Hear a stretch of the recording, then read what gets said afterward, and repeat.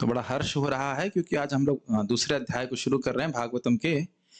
और इसलिए भी हर्ष है कि आज के दिन भारत का संविधान लिखा गया था। इसमें क्या हर्ष की बात है?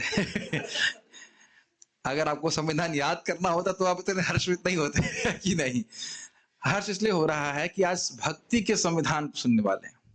प्रश्न था ना कि जीव का परम श्रेय क्या है, साधन क्या है, इसीलिए तो संविधान सम्यक विधान जो बढ़िया से अच्छे से लिख दिया जाए ताकि हित हो, उसीलिए वही इसी प्रकार का प्रश्न किया गया था। तो आज भी भगवान की ऐसी योजना है कि हम उसी दिन शुरू कर रहे हैं। उत्तर तो आज आप नहीं सुनेंगे, लेकिन मतलब शुरुआत आज हो जाएगी। संविधान लिखना आज तो संविधान समाप्त किया गया था, यहाँ से शुरू किया जा रहा है आज। तो हम लोग पढ़ते हैं, उससे पहले मंगलाचरण करेंगे। कल एक भक्त ने प्रश्न किया था कि जब हम भागवत सुनते हैं तो मन अच्छा रहता है, भागवत रोक देते हैं तो फिर भोग की वासना आ जाती है। तो समझना मुश्किल नहीं है, वो ठंडी है ना, तो हीटर ऑन करते हैं तो ठंडी भाग जाती है। जैसे हीटर बंद कर देते ठंडी लगना फिर शुरू हो जाती है। तो हीटर ऑन रखिए, और इस हीटर में खर्चा तो कुछ है नहीं। भागवत भाई हीटर का तो बिल आता है, भागवत सुनने का बिल थोड़ा आता है। ठीक है, तो जितना सुनेंगे। आपके पास स्मार्टफोन नहीं है आपका, उसमें होगा ना, उसमें खोल लीजिए, उसमें भागवत अध्यापन खोल लीजिए। तो आज हम लोग श्रीमद् भागवतम स्कंद 1 अध्याय 2 को शुरू कर रहे हैं। दिव्यता तथा दिव्य सेवा, क्या वास्तविक रूप से दिव्य है? इस पे बड़ी रोचक बात है। मैं इंडोनेशिया गया था और वहां एक बहुत बड़े स्कूल में हमने अपना अंतिम कार्यक्रम किया। तो वहां पे उनको वो ट्रांसेंडेंटल मेडिटेशन सिखाते थे। वो बड़े गर्व से कह रहे थे कि हम बच्चों को ट्रांसेंडेंटल मेडिटेशन सिखाते हैं। अच्छा, दिव्य ध्यान का पद्धति। तो मैंने पूछा भाई ये ट्रांसेंडेंटल होता क्या है? हाँ, कोई उत्तर नहीं। आप कह रहे हो कि हम लोग अपने बच्चों को दिव्य ध्यान की पद्धति सिखाते हैं, और हमको जो प्रिंसिपल है उसको ये नहीं पता है कि दिव्य क्या होता है। तो फिर कैसे मालूम कि आप क्या सिखा रहे हैं? नहीं समझ में आई बात। इसलिए ये बहुत इंपॉर्टेंट है, क्या वस्तु दिव्य है, कौन से भगवान दिव्य हैं, कौन से उपास्य दिव्य हैं, इस सब की स्थापना इसमें होगी। कौन सी पद्धति, सारी उपासना की विधि कहता है तुम लोग भक्ति कर रहे हो हम लोग भी बराबर है। नहीं नहीं, बराबर नहीं है। किस प्रकार से भक्ति का पथ जो है वह दिव्य है, भगवान दिव्य है, उनका भक्त दिव्य है, यह सब हम इस अध्याय में सीखने वाले। बहुत ही महत्वपूर्ण अध्याय है। और इसके श्लोकों को प्रभुपाद जी 7.1 में आप एक कम से कम 4 या 5 श्लोकों को सीधे रख दिए, जिससे हम समझ पाएंगे कि दिव्य सेवा है क्या, किस प्रकार से हम भक्ति में प्रगति कर सकते हैं, और अंततोगत्वा कैसे हम भगवान को साक्षात अपने हृदय में देख सकते हैं। तो आप समझ सकते हैं कितना गंभीर ये है अध्याय। और आप इसकी गंभीरता इससे भी समझ सकते हैं कि जो 6 भागवत के प्रश्न हैं जिन पे भागवतम पूरी तरह से आधारित है, उन 4 प्रश्नों के उत्तर इस अध्याय में। तो आप प्रश्न करेंगे तो फिर आगे और पढ़ाने की क्या जरूरत है, आगे भी उसको और विस्तार से बताया जाएगा। लेकिन ये 4 प्रश्नों का उत्तर एक ही अध्याय में, आप तो सोच लीजिए कितना महत्वपूर्ण है। इसीलिए प्रभुपाद जी प्रथम स्कंद को बहुत महत्व देते थे, और प्रभुपाद जी के प्राय सबसे बड़े तात्पर्य प्रथम स्कंद में ही आपको प्राप्त होंगे।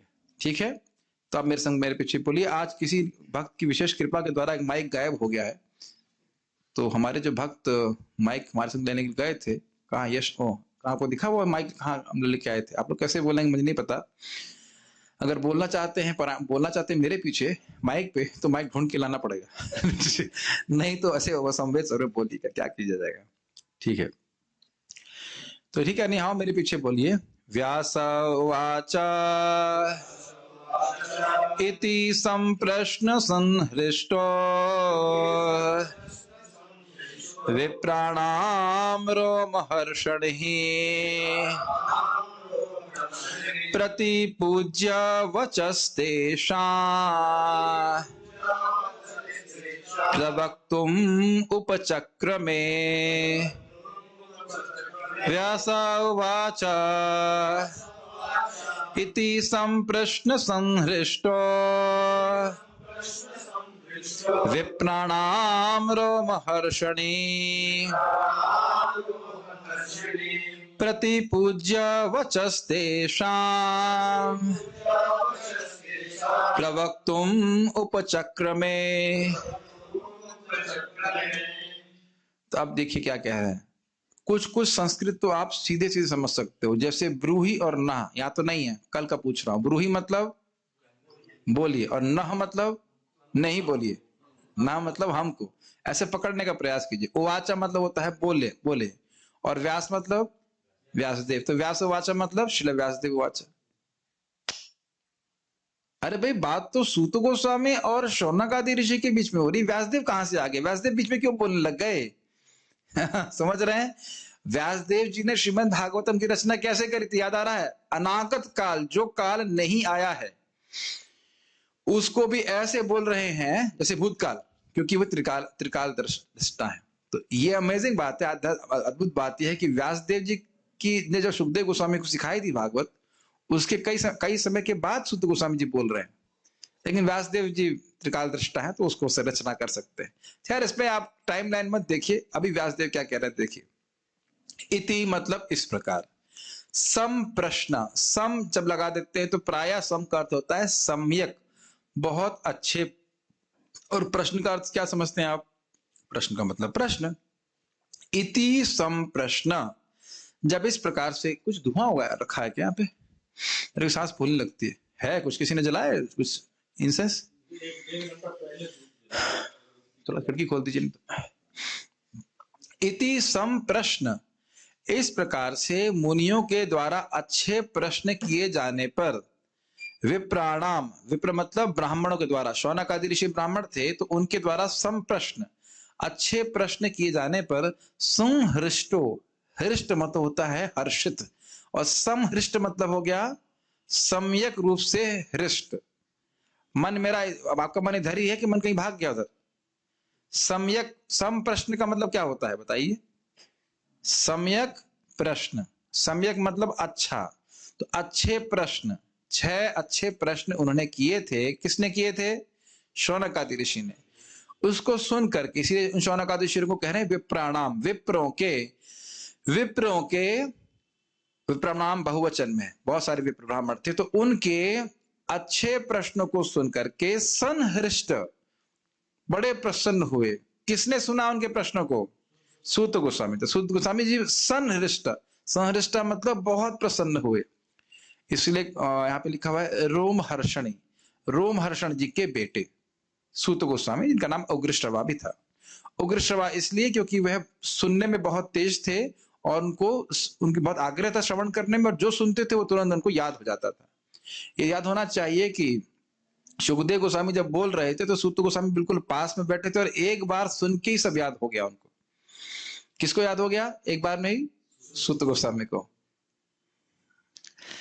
फिर उन्होंने क्या किया? प्रति पूज्य, पूज्य समझते हैं पूजा करना, प्रति पूज्य मतलब प्रति पूज्य वचस तेषाम, तेषाम मतलब उनके, यानी विप्राणाम, ब्राह्मणों के वचनों को, वचस मतलब वचन, ब्राह्मणों के वचन की उन्हें प्रति पूजा करी। जैसे आपको याद हो, सत्कृतम सूतम आसीनम, शौनक आदि ऋषियों ने बड़े आदर पूर्वक सूत गोस्वामी जी को बिठाया आसन पे, तो फूल नहीं गए। अच्छा अच्छा, देखो ब्राह्मण है ये, और मैं ब्राह्मण नहीं होकर के भी उच्च आसन में बैठा हूं, ऐसा बात नहीं था। क्या कह रहे हैं? प्रति पूज्य वचस तेषाम, उनके ब्राह्मणों के वचनों को की पूजा करी। किसने पूजा करी? सूत गोस्वामी जी ने। और प्रवक्तुम उपचक्र में, उपचक्र में मतलब अब बोलने के लिए उपस्थित हुए। प्रवक्तम का अर्थ होता है प्रकृष्टेन वक्तुम, वक्तुम मतलब समझ में आता है, वक्ता मतलब समझ में आता है बोलना। इससे पहले कि हम आगे बढ़े थोड़ा टेस्ट लेंगे। ब्रूही मतलब बोलना, ब्रूयुहु मतलब मोटा मोटा बोलना, ब्रुवंती मतलब बोलते हैं, तो सब जगह वो ब्रू धातु समझ में आ रहा है। उसी प्रकार से वक्ता मतलब बोलना, वक्तुम मतलब वही बोलना, प्रवक्तुम मतलब, प्रवक्ता मतलब बहुत अच्छा बोलने वाला, तो प्रवक्तुम मतलब अच्छे से बोलने के लिए उपस्थित हुए। उपचक्र में मतलब अब तैयार हो गए बोलने के लिए। क्या श्लोक समझ में आया? व्यास वाच, व्यास, क्यों मैं इस प्रकार से क्यों समझा रहा हूं? क्योंकि हम लोग इस प्रकार से समझने का प्रयास नहीं करते, और प्रभुपाद जी चाहते थे कि एक एक शब्द को हम अच्छे से समझे श्रीमद् भागवतम के। और जब हम दोबारा फिर वो करवाएंगे ना रिवीजन लास्ट में, मेरे ख्याल से ऑलमोस्ट 34-35 दिन के बाद जो भी होगा, तो आपको बहुत अच्छा लगेगा, क्योंकि आप श्लोकों से अभिज्ञ हो जाएंगे। अभिज्ञ शब्द हमने कहां सीखा था? पहले श्लोक में, अभी क्यों जाएंगे, समझ जाएंगे। और जब हम पारायण करते जाएंगे तो आपको श्लोक अर्थ सीधे सीधे समझ में आ जाएंगे। पारायण आज कराएंगे, ठीक है? ठीक है। व्यास उवाच मतलब व्यासदेव ने कहा। इति संप्रश्न मतलब इस प्रकार से अच्छे प्रश्न को सुन करके। संहृष्ट मतलब प्रसन्न हुए। कौन प्रसन्न हुए? रोमहर्षण, यानी कि रोमहर्षणी मतलब सूत गोस्वामी। किसके प्रश्न? ब्राह्मणों के प्रश्न, शौनकादि ऋषि के। और फिर क्या किया उन्होंने? प्रसन्न होकर के उनके वचनों की पूजा करी। प्रतिपूज्य वचस्तेषाम प्रवक्तुम उपचक्र में। अब अच्छे से उनके प्रश्न का उत्तर देने के लिए वह उद्यत हुए। उद्यत मतलब हुए उद्यम करेंगे, तैयार हुए। यस, हाँ, सोच रहे हैं। जैसे हम यहाँ करते हैं, कोई प्रश्न करता है तो हम कुछ सोचते हैं, फिर उसका उत्तर देने का प्रयास करते हैं। प्रवक्तुम उपचक्र में मतलब कुछ विमर्शन करेंगे। विमर्शन का मतलब होता है ही विल रिफ्लेक्ट कि इस प्रश्न का क्या उत्तर है, जो प्रश्न किए हैं। क्योंकि आपको याद है प्रश्न क्या थे? शास्त्रों का सार क्या है। तो अब वह प्रोसेस करना शुरू कर रहे हैं, शास्त्रों का सार क्या है। अच्छा अच्छा, शास्त्रों का सार क्या है, ऐसे करेंगे ना सारे शास्त्र। उन्हें पूछ लेना, धर्म शास्त्राणि ज्ञान होता है, इतिहास पुराण धर्म शास्त्र, जो वेदांत सूत्र और अन्य जो मुनि जो बोल रहे हैं वह सब आप जानते हो, तो उसका सार क्या है? अच्छा, सार क्या है? तो जो पढ़ा है वो सब कुछ स्मरण करके भागवत सुन चुके हैं वह सब भी, तो अब वो जो है प्रस्तुत करना चाहते हैं। तो सार, तो इसलिए प्रयास है कि नहीं इसमें? नहीं। कोई मान लीजिए कहे स्वामी जी 2 मिनट में गीता का सार बताइए, तो आप सोचेंगे ना कि गीता का सार क्या है। हमको तो पता है भक्ति सार है, लेकिन मान लीजिए कोई पूछे तो आप क्रक्स बताने के लिए कुछ बोलेंगे तो आपको प्रयास करना पड़ेगा ना। क्रक्स समझते, सार वस्तु, ठीक। और सार भी ऐसा कुछ नहीं, सार वैसा जिसके द्वारा सभी की आत्मा प्रसन्न हो जाए। सभी की, एक की नहीं, दो की नहीं, सभी की आत्मा प्रसन्न हो जाए। ये सब अभी देखने वाले हैं। अनुवाद। रोमहर्षण के पुत्र उग्रश्रवा सूत ने ब्राह्मणों के सम्यक, सूत गोस्वामी ने, ये पता नहीं कुछ ऊपर हो गया सॉफ्टवेयर की वजह से, सूत गोस्वामी ने ब्राह्मणों के सम्यक प्रश्न से पूर्णतः प्रसन्न होकर उन्हें धन्यवाद दिया और वे उत्तर देने का प्रयास करने लगे। उपचक्र में समझ में आ गया? प्रयास कर लगे, हम प्रयास कर रहे हैं उत्तर देने का। साधार्थ दर्शनी यहां पे वो बताएंगे कि इस अध्याय में क्या वर्णन है। मुझे हंसी इस पे आ रही थी कि एक भक्त को मैंने अनुवाद करने के लिए दिया और उन्होंने कॉमा गलत जगह लगा दी तो अर्थ पूरा अर्थ का अनर्थ हो गया। एक कॉमा से सारा अर्थ चेंज हो जाता है। कोई बात नहीं, उनको नए हैं, उनको नहीं पता, प्रयास किया नहीं। दूसरे अध्याय में 3 विषयों का वर्णन है। प्रक्रिया यानी अभिधेय, और वो है भक्ति। अभिधेय के बाद कॉमा नहीं है, अभिधेय के बाद कॉमा लगा देंगे तो अर्थ कुछ अलग हो जाएगा। प्रक्रिया, किसकी प्रक्रिया? आप जानते हो वेदों में 3 विषय वस्तु हैं, संबंध, अभिधेय और प्रयोजन। संबंध भगवान से जीव अपना समझे, और अभिधेय मतलब वह साधन करे जिसके द्वारा उस संबंध की जागृति हो। और क्या इसका प्रयोजन क्या है? भगवत प्रेम। तो कह रहे हैं प्रक्रिया यानी साधन है या अभिधेय है भक्ति, ये बताया जा रहा है इसमें। इस अध्याय में और कोई साधन नहीं बताया जाएगा। प्रश्न क्या था? परम साधन क्या है? परम, जो श्रेय, परम श्रेय की प्राप्ति कराने वाला हो, तो इसलिए भक्ति को ही बताया जाएगा साधन। समझ में आया? फिर उसके बाद परम श्रेय, परम साध्य वस्तु क्या है? भक्ति करके क्या प्राप्त करोगे? स्वर्ग जाना है, मुक्त होना है। तो कहते हैं ना, लक्ष्य, प्रयोजन, प्रेम। लक्ष्य ब्रैकेट में प्रयोजन, मतलब लक्ष्य का मतलब होता है प्रयोजन। प्रयोजन समझते उद्देश्य, और वो क्या है? भगवत प्रेम। ये दूसरा विषय है, इसको भी आप आगे श्लोकों में देखने वाले। और उपास्य कौन है भाई? किसकी पूजा करेंगे, किसके चरणों में प्रेम प्राप्त होगा? तो कहते हैं परमेश्वर भगवान श्री कृष्ण। रोमहर्षण के पुत्र उग्रश्रवा थे जिन्हें सूत भी कहा जाता है। तो 3 बातें याद हुई। क्या इस अध्याय के क्या टॉपिक्स हैं? मैं एक एक व्यक्ति को पूछता हूं। क्या गया आपका नाम? उद्धव की द्वारकाधीश प्रभु। पहला विषय क्या है इस? अभिधेय। अभिधेय क्या है? भक्ति, प्रक्रिया जिसके द्वारा आप संबंध को जागृत कर सकते हैं। पार्थ कृष्ण प्रभु जी। और दूसरा विषय क्या है इस अध्याय का? प्रयोजन। प्रयोजन क्या है? आपका नाम क्या है? रुद्र प्रभु। भक्ति करके प्रयोजन क्या है? भक्ति का प्रयोजन क्या? भक्ति क्यों करना चाहते हैं? प्रेम प्राप्त करना। और तीसरा, किसके चरणों में प्रेम प्राप्त करेंगे मनोज प्रभु? भगवान श्री कृष्ण के। तो ये 3 चीजें, भक्ति, भगवत प्रेम और परम उपास्य भगवान श्री कृष्ण हैं, ये इस अध्याय के विषय हैं। क्या इस अध्याय के अंत तक भी ये बात याद रहेगी आप लोगों को? संबंध नहीं है इसमें। भक्ति, भगवान का प्रेम और भगवान कृष्ण ही उपास्य है, ये बात यहां पे इसमें स्थापित की जाएगी। संबंध तो अपने आप आ ही जाएगा, भगवान किस प्रकार से जीवों की सृष्टि कर रहे हैं, ये हो जगत की सृष्टि कर रहे हैं, जीवों का पालन कर रहे हैं, वो सब तो आ ही जाएगा उसमें। भाई जब आप ये स्थापित करोगे कि भगवान उपास्य हैं, तो संबंध तो बताना ही पड़ेगा ना कि भगवान उपास्य क्यों है, वो तो अपने आप ही इसमें आ जाएगा। संबंध बताए बिना प्रयोजन और विधेय का कोई मतलब नहीं होता है। जब मुझे मालूम ही ना हो कि मेरे पिता कौन है या मुझे क्या प्राप्त करना है, क्या क्या क्यों मैं करूं, तो फिर हम कैसे विधेय और उसकी बात कर सकते हैं? तो वो तो संबंध तो आएगा ही हर जगह। बाल प्रबोधिनी में एक लिंक दिया गया है इसके द्वारा। इस प्रकार बाल प्रबोधिनी, जो नहीं जानते, बाल प्रबोधिनी गिरधरलाल जी की तरफ लिखी टीका है। इस प्रकार ऋषियों के द्वारा पूछे जाने पर सूत गोस्वामी ने क्या किया, यदि यह अपेक्षा हो, तो इस पर श्रील व्यासदेव यह श्लोक कह रहे हैं। इति, इसने होना चाहिए, गलती टाइपिंग हो रही, इति। तो ऐसा तो नहीं कि प्रश्न सुना और कहा ठीक है अब जा रहे हैं हम, हो गया हमसे, प्रश्न का उत्तर हमें नहीं आता है, ऐसा तो नहीं किया दिया। तो क्या किया, उस पर व्यासदेव जी कह रहे हैं। एक्चुअली मिस्टेक नहीं था वो, ये बार बार पता नहीं कि वर्ड का प्रॉब्लम है, ये बीच में अपने आप डंडे लगाना चालू कर देता है, तो ये मिस्टेक नहीं। इस प्रकार उन ब्राह्मणों के द्वारा सम्यक प्रश्न किए जाने पर सम्यक रूप से प्रसन्न रोमहर्षण के पुत्र श्रील सूत गोस्वामी, जो उग्र श्रवा के नाम से प्रसिद्ध थे, उन्होंने उन ऋषियों के वचनों का अभिनंदन किया और उत्तर देने लगी। उसके बाद वो है फुल स्टॉप है, देख लीजिएगा। वो यदि की पता नहीं आगे पीछे क्यों हो रहा है, तो ये तो समझ में आ रहा है। यदि यह पाठ हो कि संप्रश्ना संपृष्ट, कहीं कहीं पाठ भेद होता है भागवत में, मतलब थोड़े अर्थ शब्द अलग हो जाते हैं। तो कह रहे हैं यह, यदि यह पाठ हो कि संप्रश्न संपृष्ट, तो अर्थ होगा कि अच्छे प्रश्न जो बड़े ही आदर पूर्वक उन ब्राह्मणों के द्वारा पूछे गए थे, तो उन वचनों का प्रतिपूजन सूत गोस्वामी जी ने किया। ये समझ पा रहे हैं इसका अर्थ? एक था संप्रश्न संहृष्ट, अच्छे प्रश्न किए, इस कारण से वो बड़े प्रसन्न हुए। और एक ही पाठ भेद इस प्रकार से है कि संप्रश्न संपृष्ट। संप्रश्न मतलब अच्छे प्रश्न किया है लेकिन ठीक से प्रश्न नहीं किया। जैसे महाराज बताते हैं, कभी कभी लोग ऐसे प्रश्न करते हैं, स्वामी जी हमारा एक प्रश्न है लेकिन टाइम नहीं हमारे पास।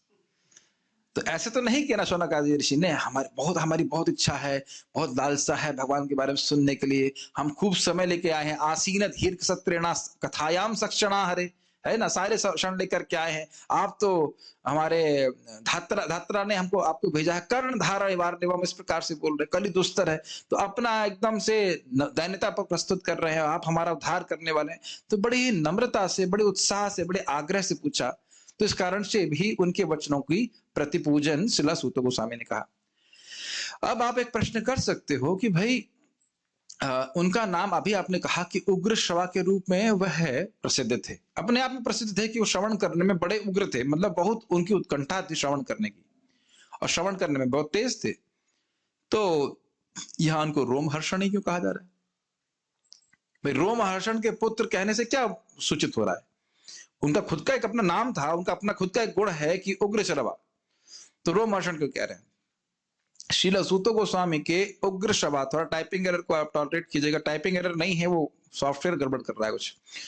श्रील सूत गोस्वामी के उग्र श्रवा नाम को न कहकर यहाँ रोमहर्षणी अर्थात श्री रोमहर्षण के बेटे, इस प्रकार से उनको संबोधित करने का आशय यह है कि भगवत भक्ति के उद्रेक के द्वारा, भगवत भक्ति का उद्रेक मतलब प्रवाह अंदर इतना बढ़ रहा था रोमहर्षण जी के, कि भगवत भक्ति के उद्रेक के कारण जिनके रोम सर्वदा हर्षित रहते थे, उनके पुत्र भी उन जैसे ही होंगे। देख रहे हैं कितना कितना अर्थ है एक एक शब्द का। रोमहर्षण जी समझ ही रहे होंगे, हर्षण समझ रहे हैं ना, बाल जो रोए हैं वो खड़े हो जाना। तो जब वो कथा कहते थे रोमहर्षण जी, तो उनके बाल खड़े, बाल मतलब ये रोम रोमांचित हो जाता था उनका, इतना वो भगवान के शुद्ध भक्त थे। और स्वाभाविक सी बात है, इतना महान पिता है तो उनके बेटे भी ऐसे होंगे, तो वह भी ऐसी कथा करेंगे कि स्वयं रोमांचित होंगे और अन्य ऋषियों को भी रोमांचित करने वाले होंगे। इसलिए उनको रोमहर्षणी शब्द से संबोधित करना। अब कितना देखिए कितना रहस्य है एक एक शब्द में श्रीमद् भागवतम के। तात्पर्य प्रभुपाद जी का, नैमिषारण्य के मुनियों ने सूत गोस्वामी से 6 प्रश्न पूछे और अब वे एक एक करके उनका उत्तर दे रहे हैं।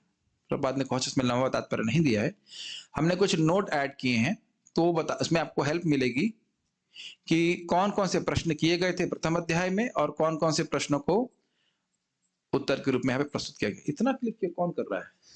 इतना क्लिक तो मैं ही नहीं कर रहा हूँ। अच्छा ठीक, मेरे ख्याल से अच्छा होगा कि आप वो अपना keypad whatever touch pad use करें। 1.2.6-7 उत्तर है प्रश्न 1 और प्रश्न 2 के, जिन्हें 1.1.9 और 11 में पूछा गया था। किसी को याद है अभी भी कि प्रश्न पहले 2 कौन से थे? क्या प्रश्न था पहला?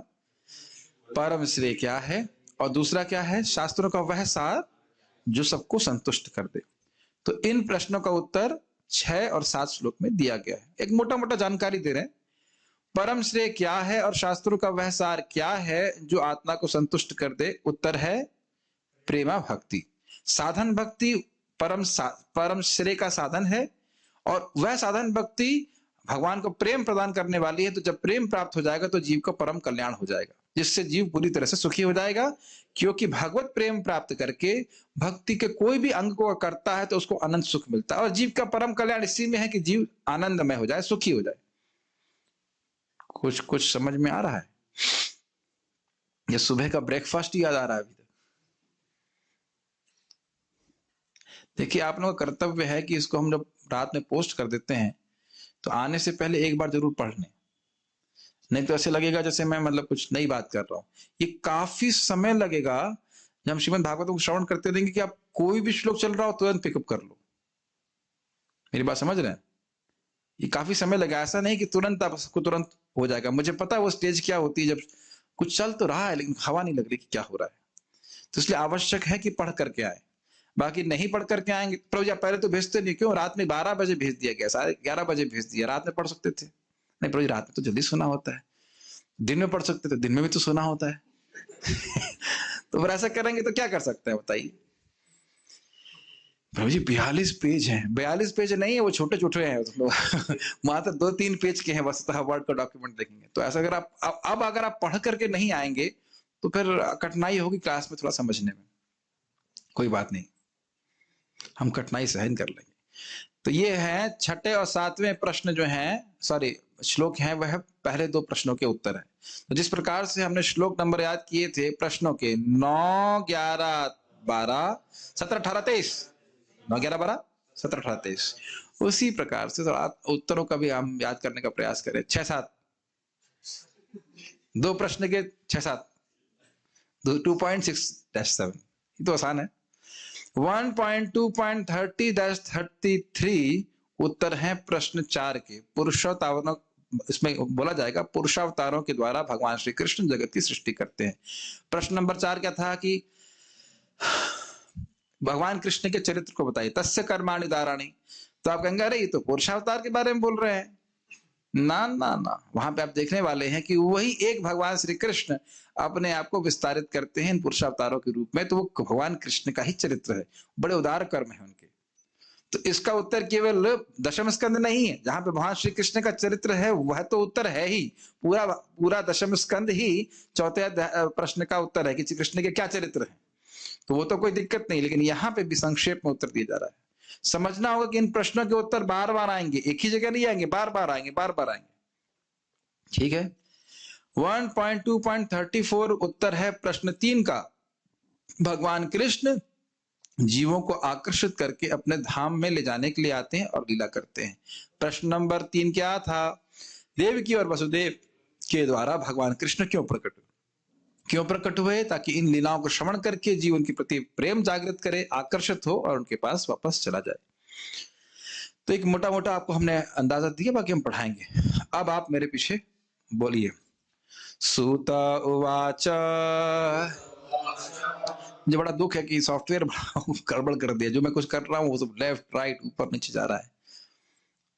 अभी तक तो केवल स्टूडेंट्स नहीं सुनते थे, अब तो सॉफ्टवेयर भी नहीं सुन रहा है। कोई बात नहीं। सूत उवाच यम प्रव्रजन्तमनुपेतमपेत कृत्यम तम व्रज।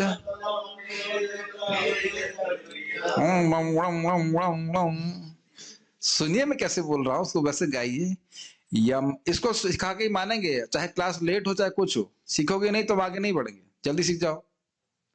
यम प्रव्रजन्तमनुपेतमपेत कृत्यम जन्तमनुपेतम। थोड़ा वॉल्यूम और बढ़ाइए। यम प्रव्रजन्तमनुपेतमपेत कृत्यम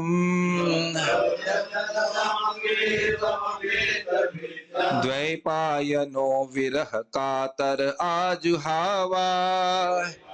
नो विरह कातर आजुहाव पुत्रेति तन्मयतया तर्वोऽभिनेन्दुस् तया तर्वोऽभिनेन्दुस् तं सर्वभूत हृदयं मुनिमानतोऽस्मि।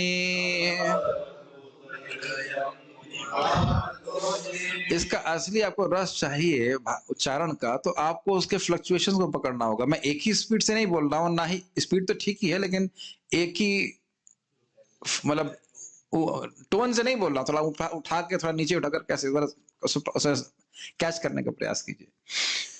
प्रभु जी 7:45 हो गया, आप कैच करने की क्षमता समाप्त हो गई। नहीं, आप क्षमता बढ़ाइए, 1.5 घंटा तो आप लोग धैर्य से सुनने का पूरा प्रयास कीजिए। यम प्रव्रजन्तमनुपेतमपेत कृत्यम तमपेत कृत्यम द्वैपायनो विरह कातर आजुहावा। कातर आजुहावा पुत्रेति तन्मयतया तर्वोऽभिनेन्दुस् तर्वोऽभिनेन्दुस् तं सर्वभूत हृदयं मुनिमानतोऽस्मि।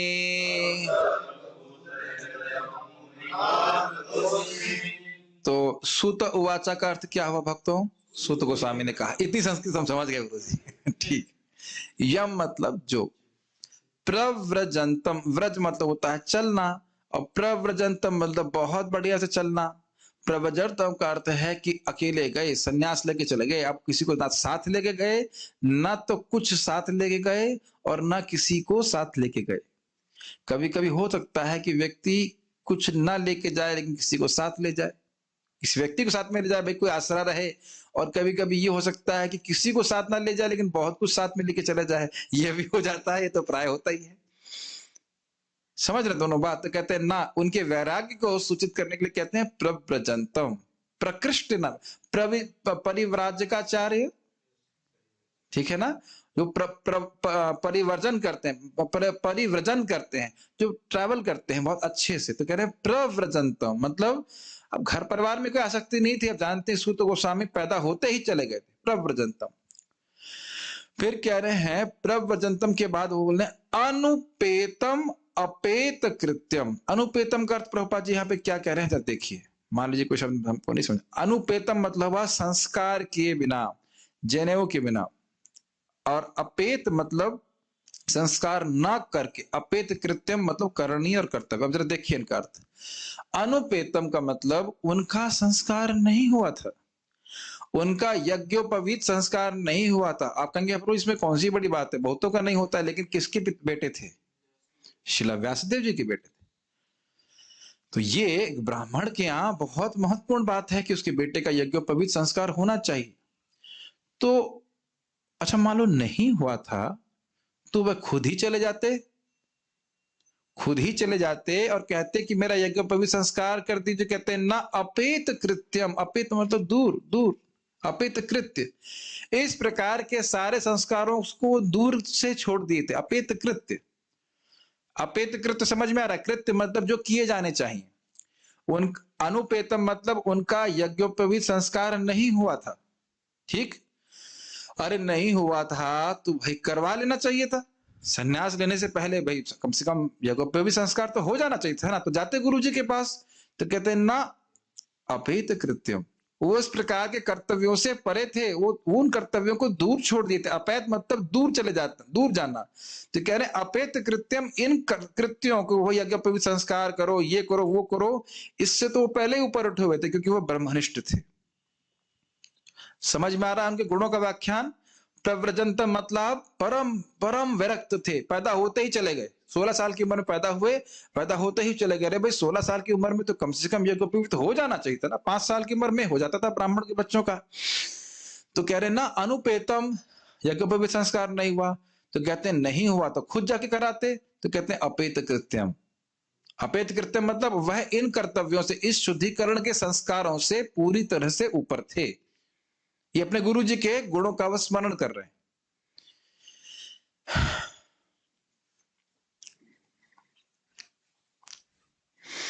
एक बात थोड़ा विनोद की है कि हम लोग को कहा जाता है जब तक ब्राह्मण दीक्षा नहीं होती है भागवत बोल नहीं सकते। लेकिन जो भागवत को पहली बार बोले वो तो ब्राह्मण दीक्षा लिए नहीं। खैर स्वाभाविक सी बात, आप कहेंगे वो सुखदेव गोस्वामी है, इसलिए हमें कोई ऑब्जेक्शन नहीं इस बात को बोलने के लिए। लेकिन भागवत विधि में यह तो नहीं कहा जा सकता कि भागवत तभी की जाएगी जब पढ़ा जा सकता है जब ब्राह्मण दीक्षा प्राप्त हो, ऐसा तो नहीं कहा जा सकता। मतलब श्लोक आपके सामने है, कोई इसमें डाउट तो नहीं।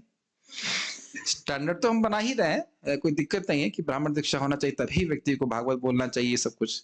लेकिन जब से मेरी ब्राह्मण दीक्षा नहीं भी हुई थी तब से मैं भागवत बोल ही रहा हूँ, आप लोगों को तो भागवत पहले से पढ़ा रहा हूँ, क्योंकि प्रमाण है। हम भागवत तो बोल ही सकते हैं, पढ़ने कोई दिक्कत नहीं है, परंपरा का पालन करते हुए। खैर ये हम कोई कटाक्ष नहीं कर रहे, रिफ्लेक्शन है। अब देखिए द्वैपायन, द्वैपायन मतलब द्वैपायन वासुदेव, अयन मतलब घर, और द्वैप शब्द आ रहा है द्वीप से, जिनका जन्म द्वीप पे हुआ था। कुछ कुछ बातें मुझे समझानी पड़ रही हैं क्योंकि शायद नहीं पता हो आपको। इनके पिता थे पराशर मुनि, और वो कौन सी नदी थी मुझे याद नहीं आ रहा, गंगा जी की यमुना जी मुझे याद नहीं, लेकिन वो गंगा जी शायद पार कर रहे थे और उन्होंने देखा कि मुहूर्त ऐसा है कि इस समय अगर संतान उत्पत्ति होती है तो बहुत द्विज, बहुत ही मतलब भगवान के अवतार ही इसमें जन्म लेंगे।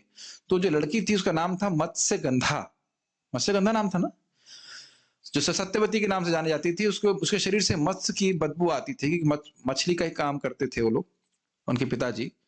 तो उससे वो नाव को चला रही थी और उसने कहा कि इस समय आपके द्वारा अगर संतान उत्पत्ति होगी तो भगवान के अवतार होगी। तो कहते नहीं मेरी तो शादी नहीं हुई। तो कहते नहीं आप अपवित्र नहीं होगी। तो उन्होंने कहा लेकिन सब लोग देख रहे हैं ऋषि मुनि, ऐसे कैसे आप हमसे संग कर सकते हैं? तो उन्होंने कहा कि नहीं, अपनी शक्ति से पराशर मुनि ने सब तरफ कोहरे का निर्माण कर दिया और उनका संग करके फिर व्यासदेव जी की उत्पत्ति होती है। और व्यासदेव जी वैसे नहीं थे। हाँ आज ही हम प्रश्न कर रहे थे कौन पैदा होते ही बड़े हो गए, व्यासदेव जी थे। किसकी बात हो रही थी, कौन पैदा होते ही बड़े हो गए? व्यासदेव जी तुरंत ही बड़े हो गए और उन्होंने कहा कि माता मैं जा रहा हूं तपस्या करने, जब अब भी आपको जरूरत होगी मुझे आप स्मरण करना और फिर मैं आपके सामने उपस्थित हो जाऊंगा। तो फिर पराशर मुनि ने आशीर्वाद दिया कि जो तुम्हारे शरीर से मत्स्य की मतलब मछली की बदबू आ रही है वो है बिल्कुल इतनी सुंदर हो जाएगी, इतनी सुंदर खुशबू आएगी कि कई कई किलोमीटर तक जो है खुशबू आपके शरीर से व्याप्त रहेगी। तो इसी से शांतनु महाराज आकर्षित हो गए थे। तो हम खाली द्वैपायन पे बोल रहे हैं। द्वैपायन कौन है? श्री व्यासदेव। अब जब वो चले गए, सुखदेव गोस्वामी पैदा होते ही चले गए, तो द्वैपायनो विरह कातर, कातर आप समझते हो, कातरता, आतुरता में किस लिए आतुर हो गए? कह रहे सुखदेव गोस्वामी के विरह में वो कातर हो गए और फिर क्या किए?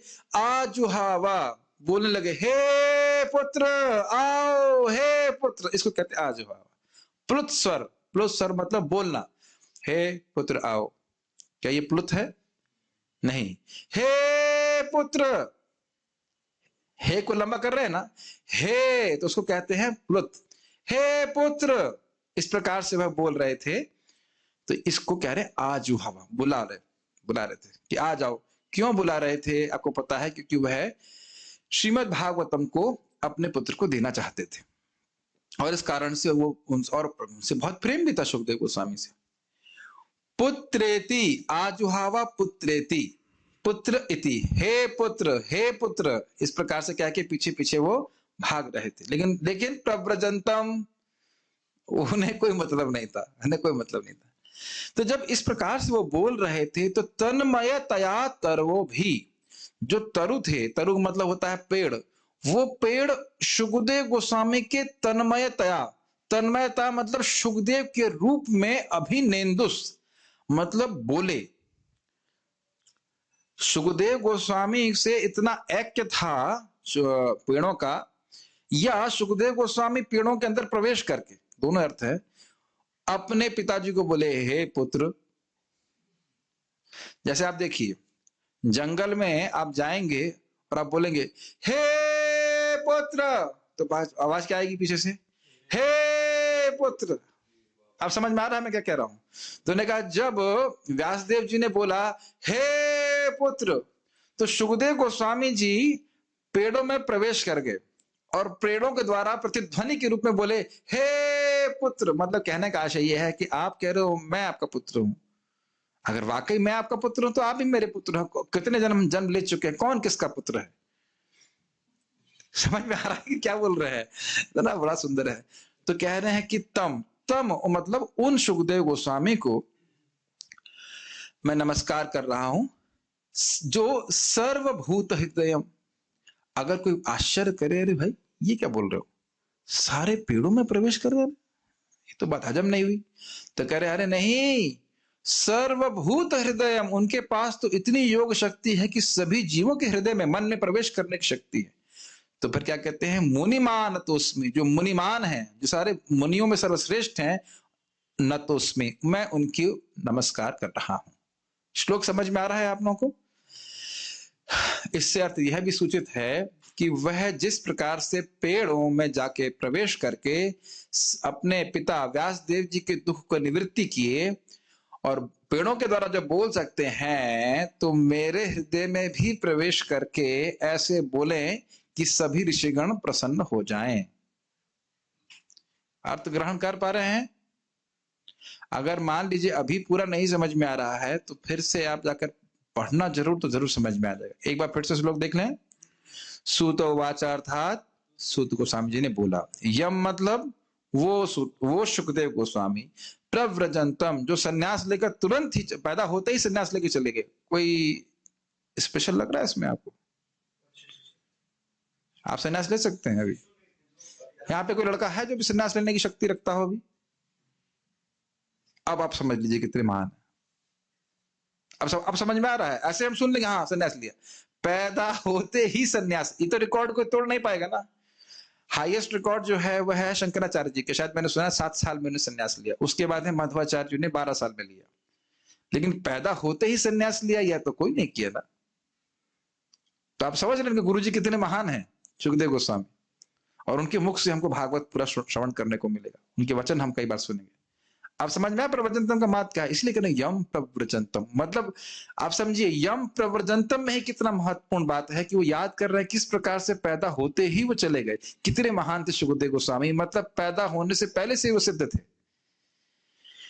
संन्यास लेता है व्यक्ति सिद्धि प्राप्त करने के लिए, लेकिन वो तो पहले से सिद्ध थे। तो यम प्रव्रजंतम, और क्या था? अनुपेतम अपेत कृत्यम, यज्ञोपवीत नहीं हुआ था और न उनको कोई अपेक्षा थी। अपेत कृत्यम, हमें नहीं चाहिए, सब नहीं करना हमको। और इतने शुद्ध भक्त थे कि व्यासदेव जी भी उनसे आसक्त थे। द्वैपायनो विरह कातर, द्वैपायन व्यासदेव जो ऋषि हैं, बड़े धीर हैं, बड़े स्थिर मन वाले हैं, वह भी विरह में कातर होकर के आज वह बोल रहे थे, पुकार रहे थे। क्या पुकार रहे थे? हे पुत्र आओ आओ, ऐसे करके। लेकिन स्वाभाविक है बिजनेस संभालने के लिए नहीं, भागवत को संभालने के लिए। और तन्मयतया तर, वो भी वह सभी पेड़ों में प्रवेश करके, तन्मयता का अर्थ हो कि सभी उन पेड़ों में प्रवेश करके उनको बोले प्रतिध्वनि के रूप में, या वह पेड़ उनसे इतना प्रेम करते थे सुखदेव गोस्वामी से कि वह भी कातर होकर के बोलने लगे हे पुत्र। मैं फिर से रिपीट करूंगा इस बात को। सुखदेव गोस्वामी पेड़ों में प्रवेश करके बोले हे पुत्र, व्यासदेव जी को संतुष्ट करने के लिए। और दूसरा अर्थ यह है कि पेड़ इतना प्रेम कर रहे थे सुखदेव गोस्वामी से कि द्वैपायन वासुदेव जब विरह में कातर होकर के बोल रहे थे हे पुत्र, तो पेड़ भी बोल रहे थे हे पुत्र। चलिए अभी समझ में आ जाएगा, पढ़ेंगे तो ऐसे तम ऐसे सुखदेव गोस्वामी को, जो सर्वभूत हृदय, सभी जीवों के हृदय में प्रवेश करने की शक्ति रखते हैं, ऐसे मुनिमान हैं, मतलब सारे मुनियों में सर्वश्रेष्ठ हैं, उनको मैं नमस्कार कर रहा हूं। यह भी समझना होगा कि मुनिमान मतलब वहां बहुत सारे ऋषिगण आए थे। जब सुखदेव गोस्वामी जी ने परीक्षित महाराज को बोलने के लिए उद्यत हुए थे, उससे पहले बहुत बड़े बड़े ऋषि वहां पे थे, लेकिन उन सबको, सबके गुरु हो गए और श्रीमद् भागवतम को बोलकर सर्वोत्कृष्ट वस्तु वह बोल रहे थे। समझ रहे? सारे मुनियों में से। ठीक। श्रील सूत गोस्वामी ने कहा, मैं, उसके बाद वो विसर्ग नहीं है, सुखदेव गोस्वामी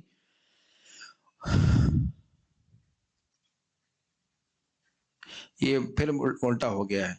श्रील सूत गोस्वामी ने कहा, मैं उन महामुनि, फिर उसके बाद होना चाहिए सुखदेव गोस्वामी को सादर नमस्कार करता हूं, जो सबों के हृदय में प्रवेश करने में समर्थ है। ठीक। जब वे यज्ञोपवीत संस्कार अथवा उच्च जातियों द्वारा किए जाने वाले अनुष्ठानों को संपन्न किए बिना संन्यास ग्रहण करने चले गए, तो उनके पिता व्यासदेव उनके वियोग के भय से आतुर होकर चिल्ला उठे। चिल्ला मतलब पुकार उठे।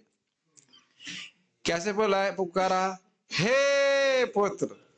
उस समय जो वैसे ही वियोग की भावना में लीन थे, केवल ऐसे वृक्षों ने शोकग्रस्त पिता के शब्दों का प्रतिध्वनि के रूप में उत्तर दिया। तो प्रभुपाद जी के अर्थ समझ में आ रहा है ना? जिस प्रकार से व्यासदेव विरह से आतुर थे, कातर थे होकर के पुकार रहे थे सुखदेव गोस्वामी को, तो उसी प्रकार से पेड़ भी पुकार रहे थे। इसको आप क्यों पुकार रहे थे वो हम टीका में देखेंगे। ग्रहण कर पा रहे हैं या बहुत कठिन हो रहा है? इतना कठिन तो ना होगा, बुद्धिमान लोग हैं, सुना इतना कठिन तो ना है। सारार्थ दर्शनी, यहां सूत गोस्वामी परामर्श कर रहे हैं। अब परामर्श का अर्थ क्या होता है? किससे परामर्श कर रहे हैं? अपने से ही परामर्श कर रहे हैं। परामर्श समझते हैं? परामर्श का मतलब सलाह, सलाह करने के लिए कोई और नहीं है, वो खुद अपने से ही सलाह कर रहे हैं कि भाई क्या उत्तर देना चाहिए, क्या करना चाहिए। प्रश्न उन्होंने बड़ा गंभीर करा है, और इन शब्दों को आप पहले ग्रहण कर लेना। विमर्श, विमर्शन का भी यही अर्थ होता है। विमर्श मतलब रिफ्लेक्ट करना, तो विचार कर रहे हैं, और क्या विचार चल रहा है उनके मन में, उसको चक्रवर्ती पाद ने बहुत सुंदर तरीके से समझाया। आपको बहुत अच्छा लगेगा, इसलिए आपके सामने प्रस्तुत कर रहे हैं, बहुत अच्छा लगेगा। सुनिए ध्यान से। मैं मतलब सूत गोस्वामी सोच रहे हैं, मैं इनके प्रश्न का उत्तर दूंगा कि सारे शास्त्रों की सार वस्तु क्या है। अब वो सोच रहे हैं, इस प्रकार से आचार्य जी रखे हैं। इनके द्वारा यह पूछा गया कि उस सार से हमारी बुद्धि प्रसन्न हो जाए। देखिए एक और अमेजिंग बात है, कोई हल्के व्यक्ति ने नहीं प्रश्न किया है। प्रश्न किसने किया है? जो हजारों ऋषियों के सरमौर हैं, शौनक आदि, शौनक जी ने किया है। आवाज आ रही है? यहाँ पर नेट प्रॉब्लम कर रहा है। अरे तो इतना बड़ा व्यक्ति संतुष्ट हो जाए तो बात भी बड़ी गंभीर बोलनी पड़ेगी ना। अगर कह देते कि स्वर्ग जाना सिद्धि है, तो शौनक आदि ऋषि संतुष्ट हो जाते? नहीं होते। कोई हल्की बात नहीं कह सकते। तो इसलिए कहा, इसीलिए वो कह रहे हैं, इन्होंने पूछा है कि वो सार बताइए कि हमारी बुद्धि संतुष्ट हो जाए, हमारी शौनक ऋषि।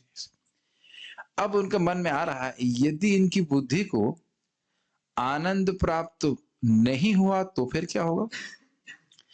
विमर्श समझ रहे ना? नहीं समझ रहे? विमर्श, सलाह नहीं, उसको क्या कहेंगे? विचार विमर्श। सुने ना, तो कह रहे विचार विमर्श कर रहे हैं। अभी इन्होंने कहा है कि परम सार वस्तु बताइए जिससे इनकी बुद्धि प्रसन्न हो जाए। तो शौनक आदि ऋषि की बुद्धि की क्या अंदाजा कर सकते हैं? कितनी उनकी बुद्धि होगी? जो आगे आप पढ़ेंगे 10,000 शिष्यों के कुलपति होते हैं, ऐसे करके उनको, उनका भरण पोषण करे, उनको पढ़ाए। तो वो पूछ रहे हैं कि बुद्धि संतुष्ट हो जाए। तो विचार करना होगा ना कि मान लो मैंने ऐसा कुछ कहा जिससे इनकी बुद्धि प्रसन्न नहीं हुई, तो गड़बड़ हो जाएगा। बड़े विश्वास के संग, बड़े सत्कार के संग उन्होंने मेरे ये प्रश्न किया है, तो विचार करने की जरूरत है कि नहीं? यस। अब वो बता रहे हैं कि डेवलप करेंगे किस प्रकार से वे भागवत बोलने के निष्कर्ष पे आए। इस टीका में अभी सीखोगे कि किस प्रकार से सुखदेव गोस्वामी सूत गोस्वामी इस निष्कर्ष पे आए कि उनको भागवत ही बोलनी है। क्या हुआ? कोई प्रश्न भी नहीं ले सकता। आवाज आ रही कि नहीं आ रही? हरे कृष्णा। नहीं आ रहा है? अच्छा, ठंड लगी इसको बेचारे को। ये ऐसे ही होता है। एक मिनट रुक जाइए। चला ही गया? आ जाए, घबराओ, भगवान पे विश्वास रखिए।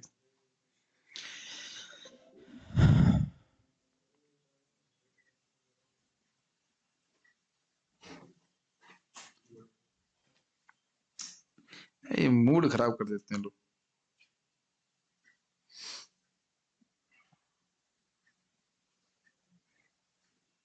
ये इसी टाइम क्यों खत्म होता है? 8 बजे।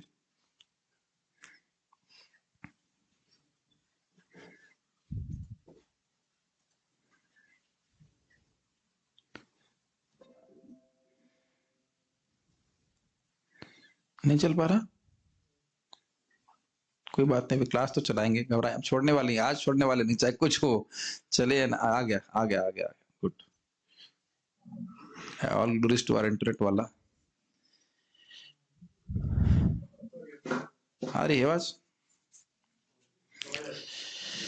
ठीक है। हरे कृष्णा कृष्णा कृष्णा हरे हरे, हरे राम राम राम हरे हरे। इतना बढ़िया श्लोक है, इसमें क्यों इतनी बाधाएं आ रही हैं? ठीक है, ठीक है, पढ़ते हैं।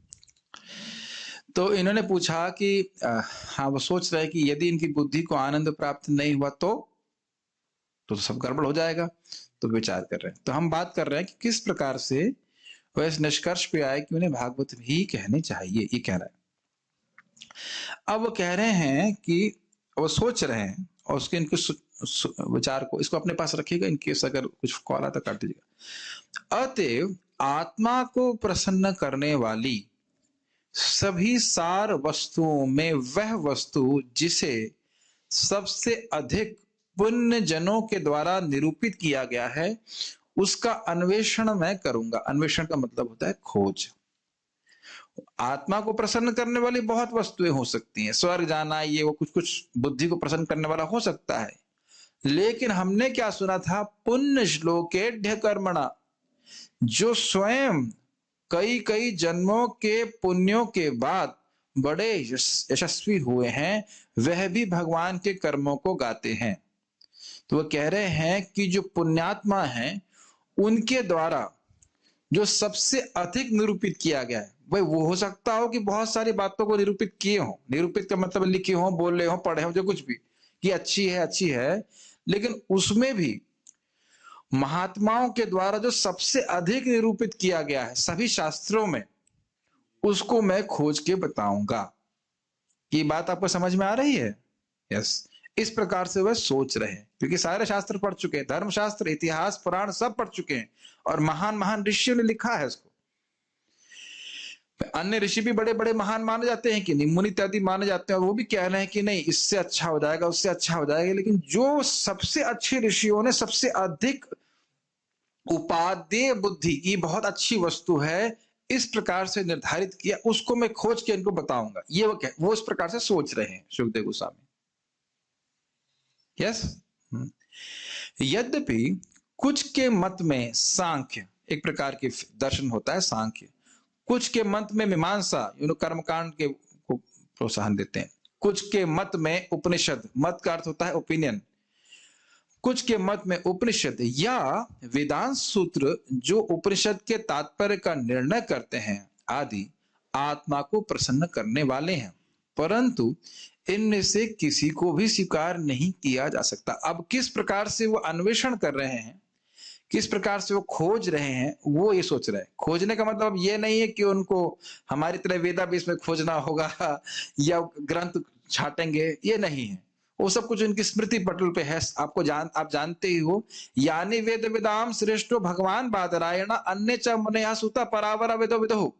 तो जितना व्यासदेव जानते हो, आप सब जानते हो, तो वो अपने स्मृति में ही धड़ धड़ कह लीजिए, सारा प्रोसेसिंग कर रहे हैं कि सांख्य भी बोला है लोगों ने, हाँ ठीक है, मीमांसा भी करी है। आप समझ रहे हैं किस तरह से सोच रहे होंगे?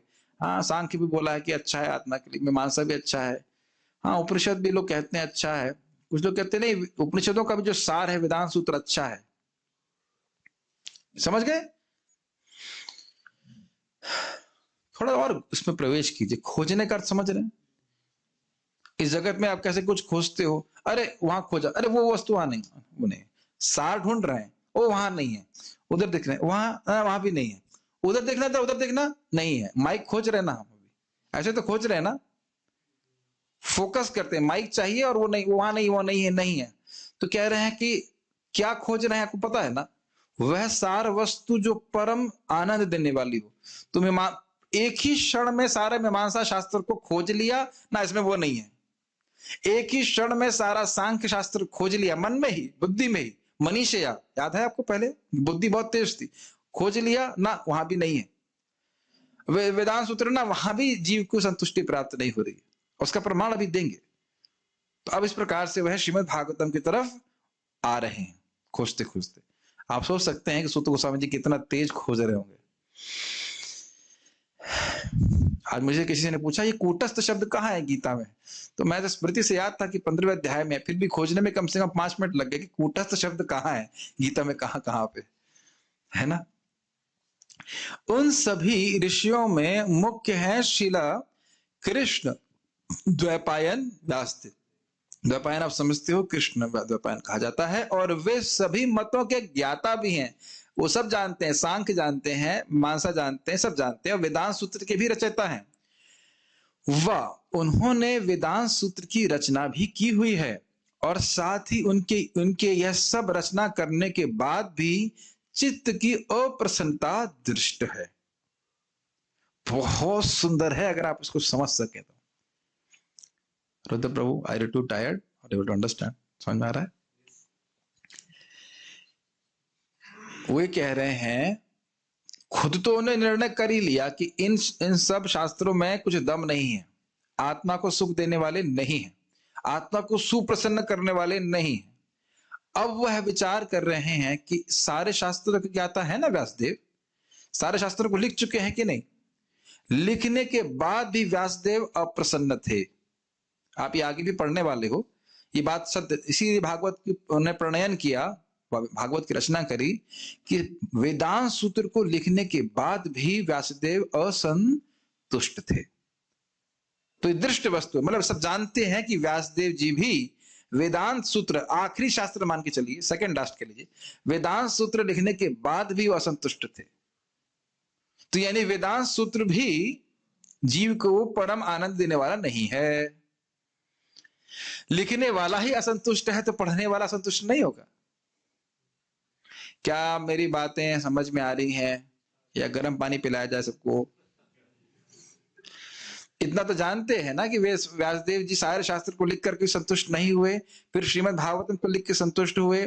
तो सूत गोस्वामी जी कह रहे हैं कि भाई इनकी चित्त की अप्रसन्नता, वो मन में पूरी तरह प्रसन्न नहीं हुए थे वेदांत सूत्र को लिखकर भी और महाभारत को भी लिख करके, यानी वह भी चित्त को प्रसन्नता उनको नहीं हुई थी, तो वह भी बोलना यहाँ पे उचित नहीं है।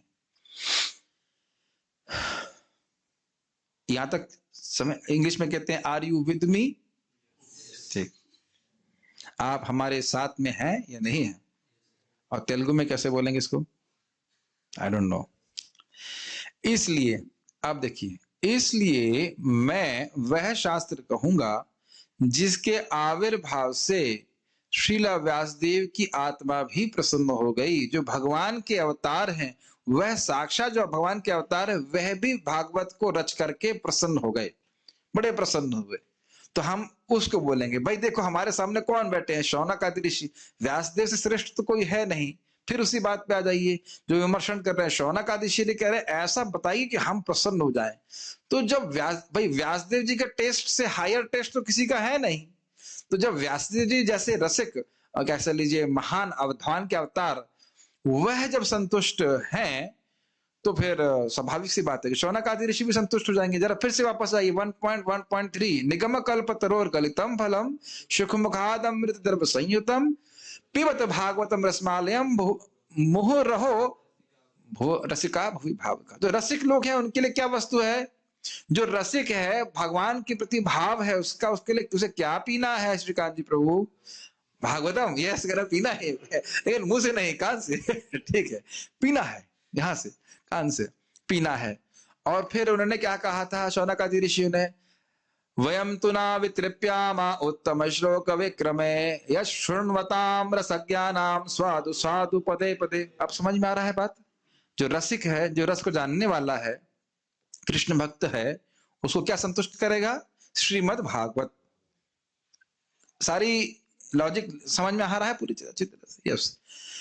तो मैं वह शास्त्र कहूंगा जिसके आविर्भाव, जिसके प्रकट होने से स्वयं श्रील व्यासदेव जी संतुष्ट हुए। सोचिए, जब श्रील व्यासदेव संतुष्ट हुए, वह तो जगत की किसी वस्तु से आसक्त नहीं है, तो हम लोग कितने, हमें कितना अपेक्षा होनी चाहिए भागवत को पढ़ने की, कितना आग्रह होना चाहिए, कितनी कितनी सुंदर वस्तु है, कितनी श्रेष्ठ वस्तु है। मुझे उस शास्त्र को कहना चाहिए जो परीक्षित महाराज की महान ऋषियों की सभा में निर्विवाद रूप से सभी सारवादी महाज्योतिषक गणों के समक्ष परीक्षा द्वारा उनको आनंद देने में स्थिर रहा। अरे इतनी कठिन हिंदी प्रभु जी, हमें तो कुछ नहीं समझ में आ रहा। आप आगे जानते पढ़ोगे, परीक्षित महाराज शरीर त्यागने वाले थे 7 दिन के अंदर, इतना तो सब जानते हैं जो भागवत सुनते हैं थोड़ा बहुत। और पूरा सब कुछ एक कोपीन मात्र पहन करके वो बैठे थे, जल और अन्न भी त्याग दिए थे, कुछ भी इस जगत से अब उनको नहीं चाहिए था। और उनकी सभा में बहुत सारे ऋषि मुनि इकट्ठे भी हुए थे जो सब सारवादी थे। मतलब सभी के मन में ये था कि भाई ये वस्तु सार है, मृत्यु के समय अब ये सुनना चाहिए, ये सुनना चाहिए, यही जीवन का सार है, यही जीवन का सार है। और कह रहे हैं महाज्योतिष गण, जैसे ज्योतिषक गण मतलब महान महान थे, बड़े तेजस्वी थे, बड़े महान थे, जैसे चंद्रमा और अपने आप में प्रकाशवान होता है, उसी प्रकार से यह ऋषि मुनि भी थे। तो उस सभा में वो स्मरण कर रहे हैं, सुखदेव गोस्वामी का स्मरण कर रहे हैं ना, इसीलिए सुखदेव गोस्वामी का स्मरण कर रहे हैं कि भाई इन्होंने कहा है कि सार वस्तु चाहिए जो आनंद देने वाली हो। तो सुखदेव गोस्वामी जी से यही प्रश्न किया गया था कि म्रियमाण व्यक्ति के लिए क्या सुनना चाहिए, क्या कीर्तन करना चाहिए, क्या कर्तव्य है। तो उन्होंने जब बोला कि भागवत को बोलना चाहिए, भगवान का स्मरण करना चाहिए, तो इसमें किसी भी ऋषि ने विवाद प्रस्तुत नहीं किया था। मेरी बात समझ में आई? किस प्रकार से विमर्शन चल रहा है कि अब यम सुखदेव गोस्वामी जी को मैं स्मरण कर रहा हूं कि उनके सामने भी यही स्थिति थी कि सार वस्तु प्रस्तुत कीजिए जो सबसे महत्वपूर्ण हो। तो उन्होंने श्रीमद् भागवतम कही थी और उसको कोई ऋषिगण, कोई वहां पे जो ऋषि थे, उन्होंने कोई विवाद नहीं किया कि ना ये अच्छा नहीं है, इससे श्रेष्ठ कुछ आप बताइए। कहीं भागवत में ऐसा कोई है, किसी को प्रश्न करने दिया गया ऐसा? क्या इन सब बातों को फॉलो कर पा रहे हो कि क्यों सुखदेव गोस्वामी का स्मरण कर रहे हैं? ठीक है, तो कह रहे हैं कि वह श्रीमद् भागवतम इस परीक्षा में कि भाई क्या सभी लोग संतुष्ट हैं, इसमें वो उत्तीर्ण हुआ। अरे जैसे हमारे करना में प्रभु प्रसाद हम बनाते हैं तो कहें भाई ये आइटम तो सबको पसंद आया, इसको तो हर बार बनाना चाहिए, ये करते कि नहीं करते हैं? यानी कि जितने भी रसिक हैं, रसिक नहीं कहते उसको, क्या कहते हैं, जीभ चटोर हैं। निर्विवाद रूप से जितने भी जीव चटोरे हैं, उन्होंने ये कह दिया कि जो भाई छोले की सब्जी बहुत बढ़िया बनी थी। तो अब वो फाइनल हो गया ना कि भाई ये आइटम अच्छा लगता है भक्तों को। मैं तो मजाक में बोल रहा हूँ, लेकिन जितने लोगों को खाना पसंद है उनको ये आइटम बहुत पसंद है, इसमें कोई विवाद नहीं, इसमें कोई कंप्लेन नहीं आती। अब समझ में आ रहा है, खाने के एग्जाम्पल ही समझ में आते हैं। तो उसी तरह से उपमा दे रहा था कि श्रीमद् भागवतम का कथा का रस के संबंध में किसी ऋषि मुनि ने कोई विवाद उपस्थित नहीं किया कि इससे श्रेष्ठ कोई ग्रंथ है, इसको रोकिए जरा, उसको पढ़ाइए ना। तो मैं श्रीमद् भागवत में ही बोलूंगा अपने गुरु जी के मार्ग के अनुसरण करते हुए। मेरे ख्याल से इतना कठिन तो नहीं होगा, आप समझ पा रहे होंगे। मुझे उस शास्त्र को कहना चाहिए जो जाम्बू नदी के समान शुद्ध है, मतलब उसमें कोई त्याजांश नहीं, बस ये कहना चाहते हैं। हर श्लोक बहुत सुंदर है, हर अक्षर में ये सुख देने वाला है। अतः जाम्बू नदी कहाँ है, इसका वर्णन 5वें स्कंद में पढ़ना, तब तक जाना छोड़ के मत जाना आश्रम। इस प्रश्न का उत्तर जब 5वां स्कंद आएगा तब बताएंगे। स्वर कहीं ऊपर के लोकों में जाम्बू नदी होता है, वो वहां पे जाती है, उसी में से स्वर्ण बड़ा शुद्ध सोना भी निकलता है। 5वें स्कंद तक आप है ना? 5वें से, हाँ तो ठीक है। कोई दिक्कत नहीं, तब वही वही व्याख्या करेंगे इसकी। लेकिन अभी समझ लीजिए एक बहुत शुद्ध नदी है, जैसे वह शुद्ध नदी है, उसमें कुछ खराब वस्तु नहीं है, ऐसे ही मुझे भागवत कहना चाहिए। अतः मुझे श्रीमद् भागवतम कहना चाहिए। तो इस लाइन को हाईलाइट किया गया क्योंकि यहां तक डिस्कशन इस कंक्लूजन पे लेके आ रहा है कि अतः मुझे श्रीमद् भागवतम कहना चाहिए। क्या मेरे प्रिय भक्तों को समझ में आया कि क्यों वह श्रीमद् भागवतम बोलने के लिए उद्यत हुए थे? आई थिंक अतएव मुझे श्रीमद् भागवतम के वक्ता, अच्छा अब बात आएगी कि भाई भागवत बोला तो बोलो ठीक है बोलो, लेकिन अब मैं, क्योंकि भागवत इतना महान ग्रंथ है, अपनी क्षमता तो नहीं समझना कि बोल पाएंगे, तो क्या ना, इसलिए मैं इनके जो मूल वक्ता श्रील सुखदेव गोस्वामी उनका आश्रय ले रहा हूं। अब बोल रहे हैं कि एक तो ने निर्णय कर लिया कि भागवत बोलना है, और अब सुखदेव गोस्वामी की शरण क्यों ले रहे हैं वो इसकी व्याख्या कर रहे हैं। अभी तक हम केवल लिंक समझा रहे थे आपको, ये पूरा एक लिंक है, पूरी लिंक है कि पूरी चेन है ये आश्चर्य करेगा। अभी देखिए क्या बोल रहे हैं, अतएव मुझे श्रीमद् भागवतम के वक्ता श्रील सुखदेव गोस्वामी का आश्रय लेना चाहिए, इसलिए उनको प्रणाम करते हुए यह श्लोक कह रहे हैं। सबसे बड़ा लिंक रहा अब तक का है, अभी तक लिंक ही था, पूरा एक क्लास में पूरा लिंक ही समझा रहे थे। समझ में आया किस प्रकार से श्रीमद् भागवतम ही बोलना है, इस निर्णय पे आए। और क्योंकि श्रीमद् भागवतम बोलना है, इसलिए सुखदेव गोस्वामी जी का आश्रय ले रहे हैं कि वो मेरे हृदय में प्रवेश करके मेरे मुख से श्रीमद् भागवतम बोलवाएं। जब तक आलयम, जब तक बेहोश ना हो जाए तब तक भागवत श्रवण करना है। अभी तो कोई नहीं हुआ है तो इसे कंटिन्यू कर सकते हैं। मेरे ख्याल से जूम पे भी कोई नहीं हुआ है। हाँ, जिन्होंने वीडियो ऑफ कर दिया शायद हो सकता है वो बेहोश हो गए बेचारे, तो जब होश में आएगा तो फिर वीडियो ऑन कर देंगे। कोई बात नहीं, ऑन करो ऑफ करो कोई दिक्कत नहीं, जैसे चाहे सुनिए। अच्छा, प्रव्रजंतम अर्थात सब कुछ त्याग कर श्रील सुखदेव गोस्वामी चले गए। समझ में आ रहा है? अच्छे से संन्यास ले लिया, कुछ या किसी को साथ लेकर नहीं गए, ये अर्थ है। ऐसा नहीं तभी जब कपड़ा ही नहीं लेके गए, यज्ञोपवीत भी नहीं लेके गए, तो क्या कुछ लेके और जाएंगे। ठीक इस प्रकार से, और किसी को साथ नहीं लेके नहीं गए मतलब कोई चेला चपाड़ा भी नहीं साथ में गया।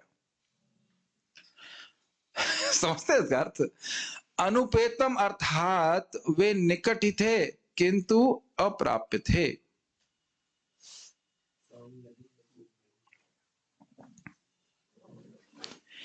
अपेत्य कृत्यम अर्थात उपनयन आदि कृत्य रहित थे, मतलब उनका उपनयन संस्कार आदि नहीं हुआ था।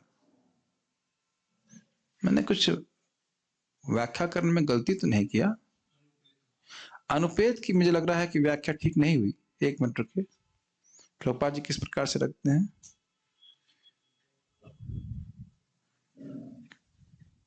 नहीं, वही लिखे थे संस्कार के बिना। ठीक है, वो एक क्षमा कीजिएगा, अलग अलग अर्थ भी तो होते हैं। चक्रवर्ती पाद यहाँ पे कह रहे हैं अनुपेतम मतलब कि वह जंगल में चले गए थे लेकिन व्यासदेव जी उनको देख नहीं पा रहे थे। मैं सोच रहा था मैं गलत बोल दिया क्या। प्रभुपाद जिसको बोल रहे हैं कि उनके संस्कार नहीं हुए थे और उनके संस्कार की अपेक्षा नहीं हुई थी, अनुपेतम और अपेत कृत्यम। और यहाँ वो कह रहे हैं अनुपेतम, दूसरा अर्थ है। अनुपेतम का अर्थ है कि वह उनको दिख नहीं रहे थे, मतलब तेजी से चले गए थे और व्यासदेव जी भी उनको देख नहीं पा रहे थे, पीछे पीछे भाग रहे थे। अपेत कृत्यम अर्थात उपनयन आदि कृत्य रहित। ये तो समझ में आ रहा है, पवित्र संस्कार का कोई उनको अपेक्षा नहीं थी। हे पुत्र आदि प्लुत स्वर में श्रील व्यासदेव ने उनको पुकारा। प्लुत मतलब हे पुत्र।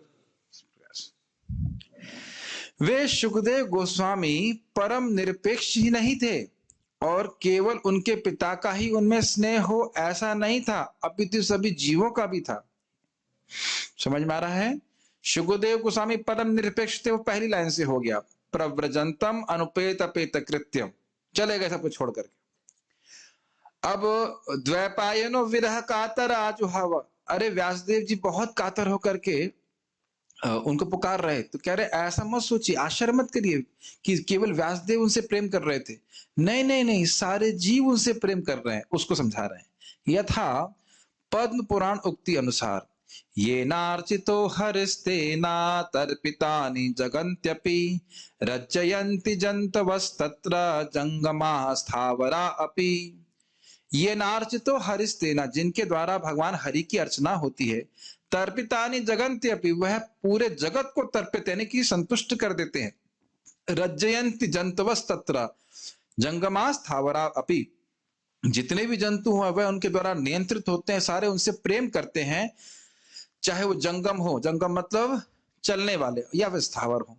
तो यानी कि सुखदेव गोस्वामी क्योंकि भगवान के शुद्ध भक्त थे, इस कारण से व्यासदेव जी का उनके प्रति प्रेम होना कोई आश्चर्य की बात नहीं है, अपितु पेड़ भी उनसे प्रेम करते थे।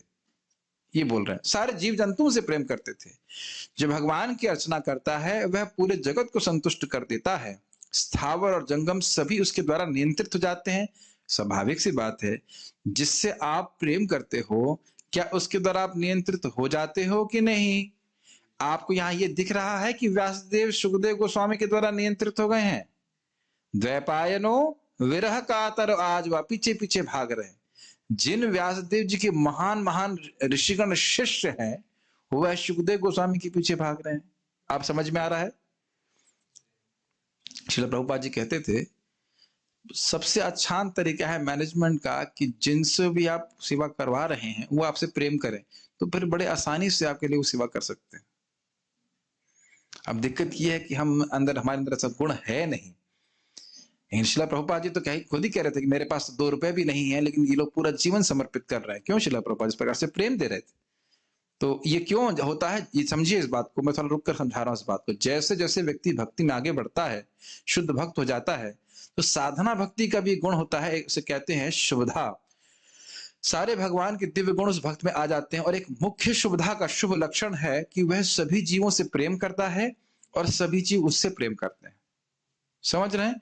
तो क्योंकि सुखदेव गोस्वामी इस प्रकार के महाभागवत थे, तो इस कारण से व्यासदेव जी उनसे प्रेम कर रहे थे और सारे पेड़ भी उनसे प्रेम कर रहे थे। क्या आप लोग थक गए हैं? थके हो या नहीं थके हो, हम नहीं रुकने वाले। मैं भी थका नहीं। इस कारण से वृक्ष भी शोक करने लगे, क्योंकि वे भी श्रील सुखदेव गोस्वामी से आसक्त थे तन्मयतया। इसलिए सुखदेव गोस्वामी की ओर अभिमुख होकर वे भी प्रतिध्वनि रूप से कहे, क्या कहे? हे पुत्र। ठीक है, आगे। जो कोई व्यक्ति किसी से आसक्त होता है तो उसे तन्मय कहा जाता है, जैसे स्त्रीमय अर्थात कामुक व्यक्ति। तो तन्मयतया का अर्थ समझ में आ रहा है आप लोगों को? देखिए, हम लोग कभी इतनी रेंज हो ही नहीं सकती जिस प्रकार से आचार्यगण समझा रहे हैं। ये अर्थ समझ में आ रहा है? क्योंकि ये श्लोक कोट किया गया उसके आधार पर सुखदेव गोस्वामी क्योंकि शुद्ध भक्त थे, इस कारण से जो पेड़ थे वह भी बहुत प्रेम कर रहे थे उनसे। तो जब व्यासदेव जी ने बोला हे पुत्र, तो वह ऐसे चिल्ला रहे हैं, मतलब वह भी प्रतिध्वनि कर रहे हैं इस तरह से कि मान लो उनका पुत्र दूर जा रहा हो। किनका? पेड़ों का। अरे जैसे मान लीजिए कोई लड़का है, ठीक है, वो ब्रह्मचारी बनना चाहता है, प्रव्रजंतम हो रहा है इसका। तो मान लो माँ और मौसी दोनों ही हैं घर पे, तो माँ रोएंगी कि नहीं? माँ तो रोएंगी। और मौसी? अब समझ में आ गया? मौसी का लड़का तो नहीं है ना, लेकिन मौसी भी रोती है कि नहीं? अरे चलो आश्रम जाने की बात है, मान लो लड़का मर जाए तो माँ रोएगी कि नहीं रोएगी? मतलब दूर चला गया, कहने का अर्थ। मौसी रोएगी कि नहीं? क्योंकि तन्मय हो जाती है ना, कह रही मतलब हमारी बहन से संबंध है, जो भी कुछ करे, जैसे प्रेम है, कुछ भी हो, रोते हैं कि नहीं?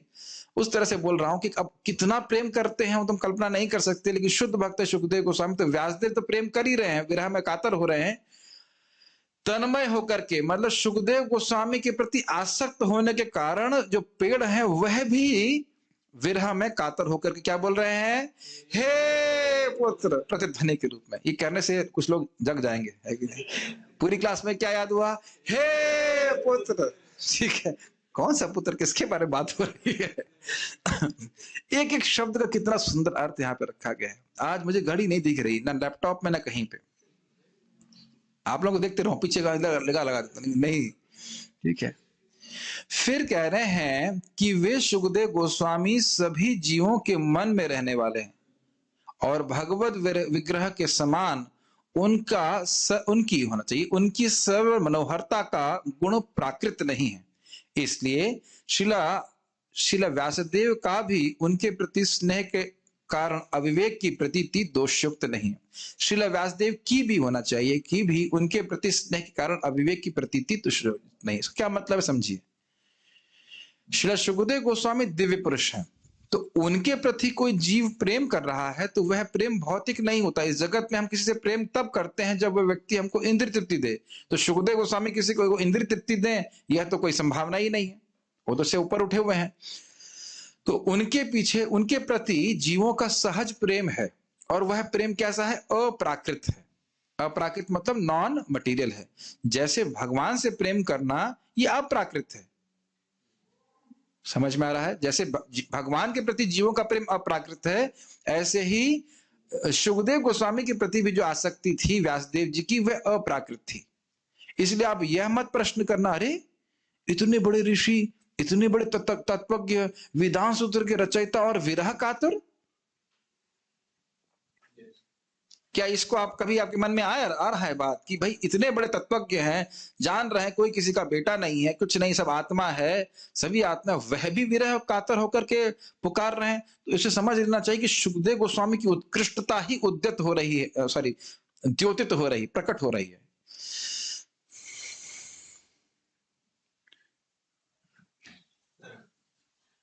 कम से कम बोल तो दो कि आ रहा है कि नहीं।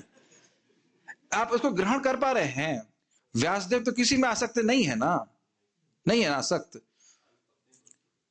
व्यासदेव जो आसक्त नहीं है ना किसी में, तत्व के पूरे तत्व जानने वाले, सारा वेद जानने वाले, पढ़े हैं, रियलाइज व्यक्ति हैं, और वह भी सुखदेव गोस्वामी के पीछे विरह में कातर होकर के दौड़ रहे हैं। तो सुखदेव गोस्वामी कोई विशेष व्यक्ति होंगे, एक बात। दूसरा कि प्रतीति हो रही, लग रहा है कि उनमें आसक्त हैं, लेकिन ये आसक्ति प्राकृत नहीं है, भौतिक नहीं है, अपितु पूरी तरह से अप्राकृत है, क्योंकि सुखदेव गोस्वामी दिव्य पुरुष थे।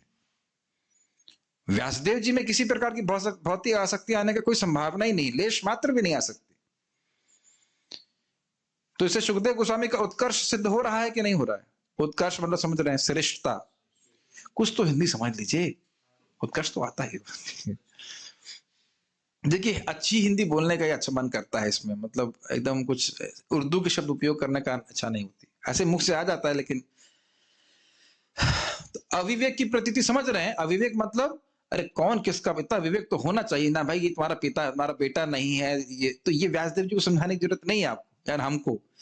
उनका विवेक की अविवेक की प्रतीति हो रही, ऐसा लग रहा है कि विवेक उनका हिल गया है, वो समझ नहीं पा रहे हैं कि अरे ये सब पिता पुत्र का जो संबंध है वो झूठा है, ऐसा लग रहा है। लेकिन वास्तविक रूप से वह जो प्रेम उनका सुखदेव गोस्वामी के प्रति, वो क्या है?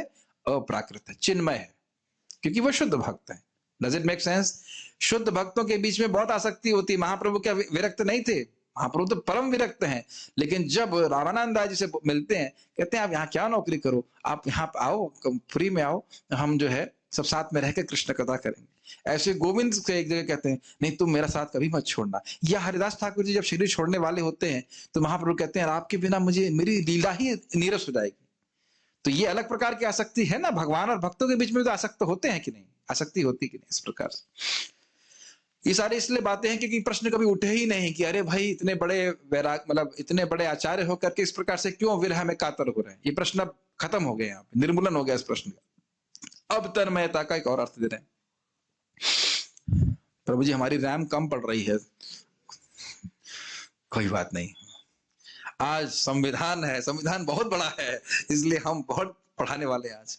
अथवा श्रील सुखदेव गोस्वामी के एक रूप में तन्मयतया अर्थात सुखमयतया मतलब सुखमय होकर के, अथवा श्रील सुखदेव गोस्वामी के एक रूप में वृक्षों ने प्रतिध्वनि रूप में शीला व्यास से कहा हे पुत्र, अर्थात यदि मैं आपका पुत्र हूं तो आप भी मेरे पुत्र हैं। पूरा पढ़ूंगा, मैं समझाऊंगा।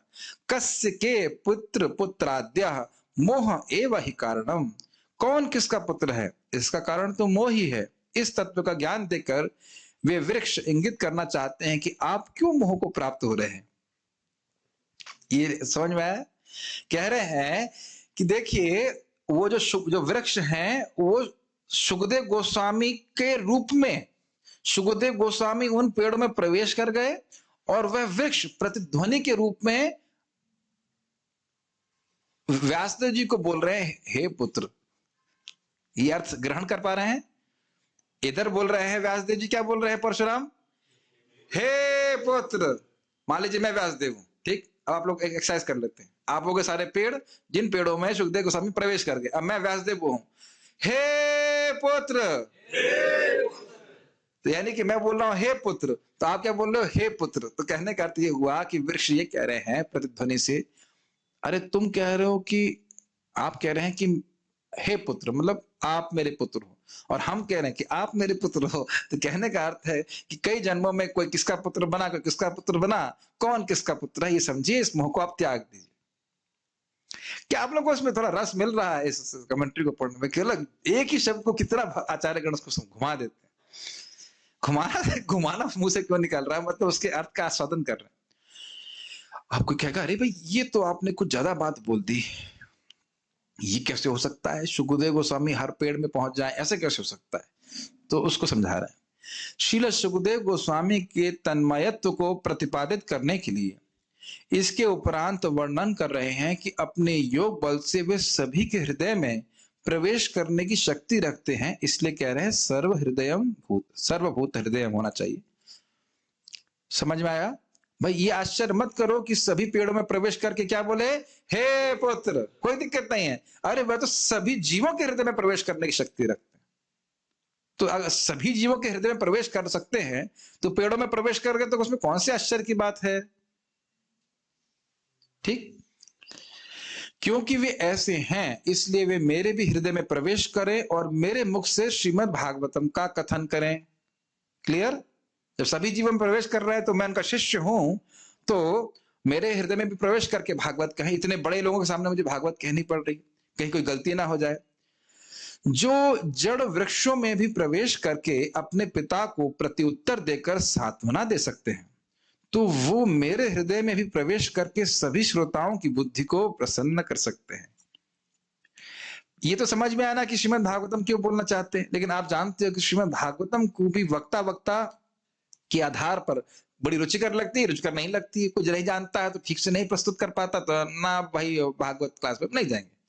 लेकिन कुछ लोग बहुत अच्छे से बोल सकते हैं, तो भगवान की कृपा कुछ लोगों पे होती है तो वो बोल पाते हैं। तो यहाँ पे कह रहे हैं कि नहीं, भागवत तो मैं बोलना चाहता हूं, लेकिन अगर सुखदेव गोस्वामी मेरे हृदय में प्रवेश करके मेरे मुख से भागवत बोल दें तो फिर ये लोग निश्चित रूप से प्रसन्न हो जाएंगे।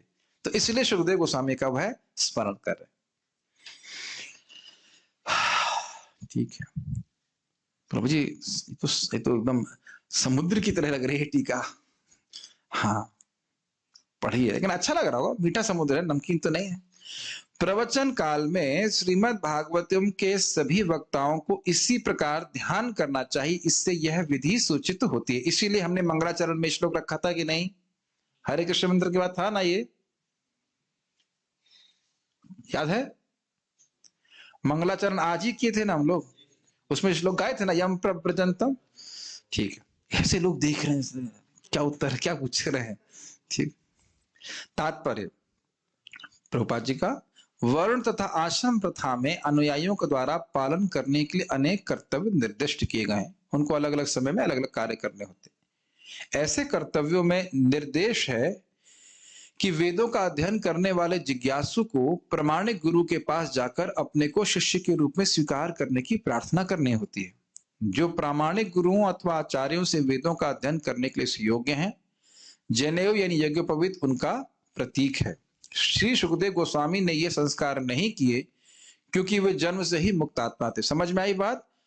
ये सारा जो संस्कार का उद्देश्य है, संस्कार मतलब शुद्धिकरण। जीव पूरी तरह भोग वासना से ग्रसित है तो उसके लिए विभिन्न संस्कार हैं वर्ण और आश्रम के अनुसार। यज्ञ जब वेद पढ़ने जाएगा तो वेद पढ़ने से पहले उसका दीक्षा संस्कार इत्यादि होता है, उपनयन होता है। तो अब समझ लीजिए इस सब को क्रॉस कर गए, मतलब इसको पढ़ने की इनको आवश्यकता ही नहीं थी, ना वेद पढ़ने की जरूरत थी, ना संस्कार करने की जरूरत थी। इसलिए सुखदेव गोस्वामी सर्वश्रेष्ठ थे।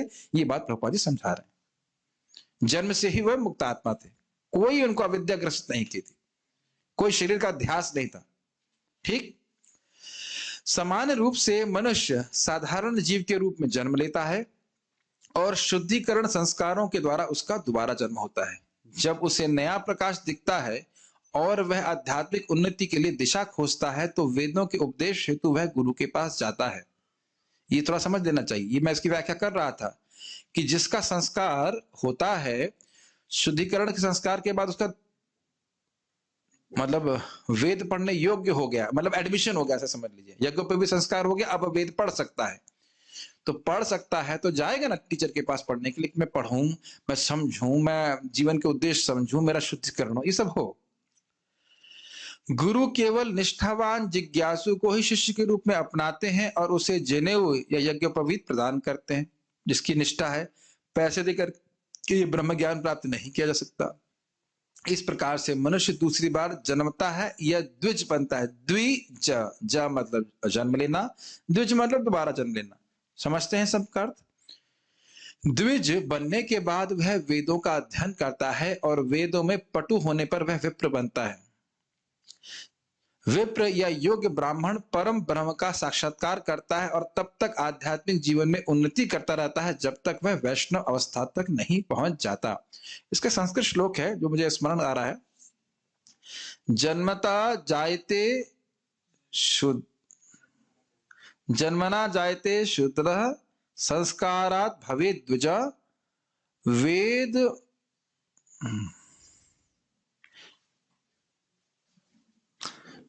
बोल रहा हूं, वेद पठति विप्रः ऐसे करके श्लोक है। उसके बाद है ब्रह्म जानाति इति ब्राह्मणा, ये श्लोक है क्रम। जन्म से सभी शूद्र के रूप में जन्म लेते हैं, संस्कार के द्वारा वह द्विज होते हैं, दोबारा जन्म होता है।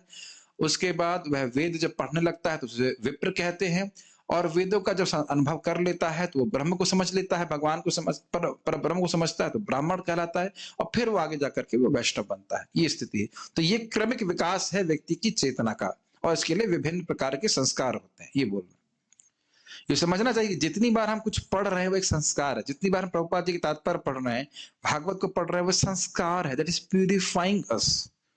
Make sense? हरे कृष्ण में जितनी बार बोल रहे हैं उतनी बार शुद्धिकरण हो रहा है। भगवान के सामने जा रहे हैं, प्रणाम कर रहे हैं, शुद्धिकरण हो रहा है, संस्कार हो रहा है। संस्कार समझते हैं? संस्कार मतलब शुद्धिकरण। खाने में भी बोलते हैं, जो खाना बनाते हैं इसका संस्कार कर लो, इस वस्तु का संस्कार कर लो, मतलब इसको शुद्ध कर दो। वैष्णव अवस्था यह किसी ब्राह्मण के लिए स्नातकोत्तर अवस्था है, मतलब उसके आगे जाकर के ब्राह्मण के बाद व्यक्ति वैष्णव बनता है। प्रगतिशील ब्राह्मण को निश्चित रूप से वैष्णव बनना चाहिए, भगवान का शुद्ध भक्त बनना चाहिए, क्योंकि वैष्णव ही स्वरूप सिद्ध विद्वान ब्राह्मण होता है, जो अपने स्वरूप को समझे और शास्त्र को जाने। श्रील सुखदेव गोस्वामी प्रारंभ से ही वैष्णव थे। अब ये बात एकदम स्पष्ट हो जानी चाहिए। अच्छा, यहाँ पे आ ही गया, क्योंकि मैं इसको बोलना चाह रहा था कि प्राय हम सोचते हैं कि सुखदेव गोस्वामी निर्विशेषवादी थे। कई जगह ऐसा होगा, लेकिन महाराज से भी श्रवण किया, और प्रभुपाद यहाँ पे स्पष्ट रूप से बोल रहे हैं कि सुखदेव गोस्वामी भक्त थे।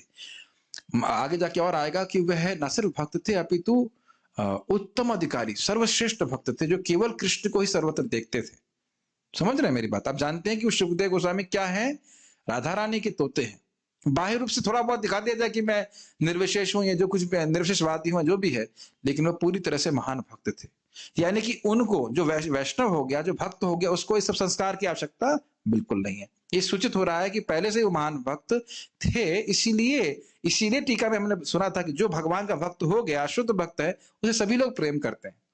सिद्ध हो रहा है ना कि सुखदेव गोस्वामी जन्म से ही शुद्ध भक्त थे। ये समझ में आ रहा है? यस। अतः उन्हें वर्णाश्रम धर्म के संस्कारों की कोई आवश्यकता न थी। आराध्यो यदि हरि तपसा तथा किम, न आराध्यो यदि हरि तपसा तथा किम, अंतर बहिर यदि हरि तपसा तथा किम, न अंतर बहिर यदि हरि तपसा तथा किम। जब भगवान की अर्चना कर रहा है तो तपस्या की क्या जरूरत है, और जब भगवान की आराधना नहीं कर रहा है तो तपस्या की क्या जरूरत है।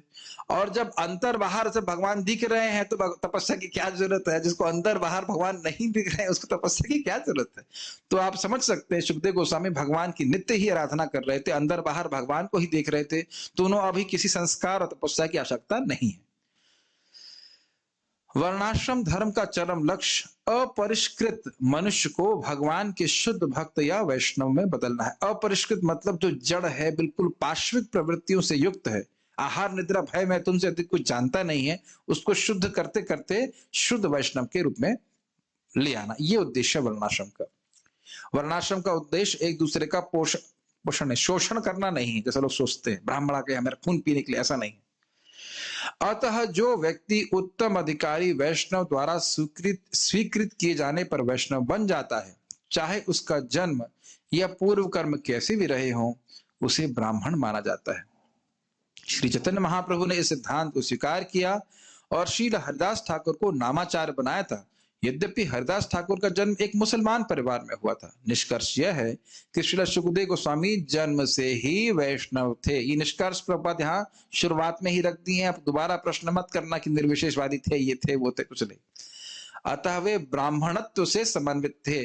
क्योंकि वे शुद्ध भक्त थे, इसलिए वे भगवान को पहले से ही अच्छे से जानते थे। उन्हें किसी प्रकार के संस्कार करने की आवश्यकता न थी। तो स्पष्ट समझ में आ रहा है। कोई भी निम्न कुल में उत्पन्न व्यक्ति, चाहे वे किराट हो या हूण, आंध्र, पुलिंद, पुलकश, आभीर, शुंभ, यवन, खस या इनसे भी निम्न हो, वैष्णवों की कृपा से उसका उद्धार हो जाता है और वो सर्वोच्च दिव्य पद को प्राप्त करता है। बहुत सुंदर बात यहाँ बोल रहे हैं। और ये श्लोक स्वयं श्रील सुखदेव गोस्वामी का ही है, जहां तक मुझे स्मरण आ रहा है।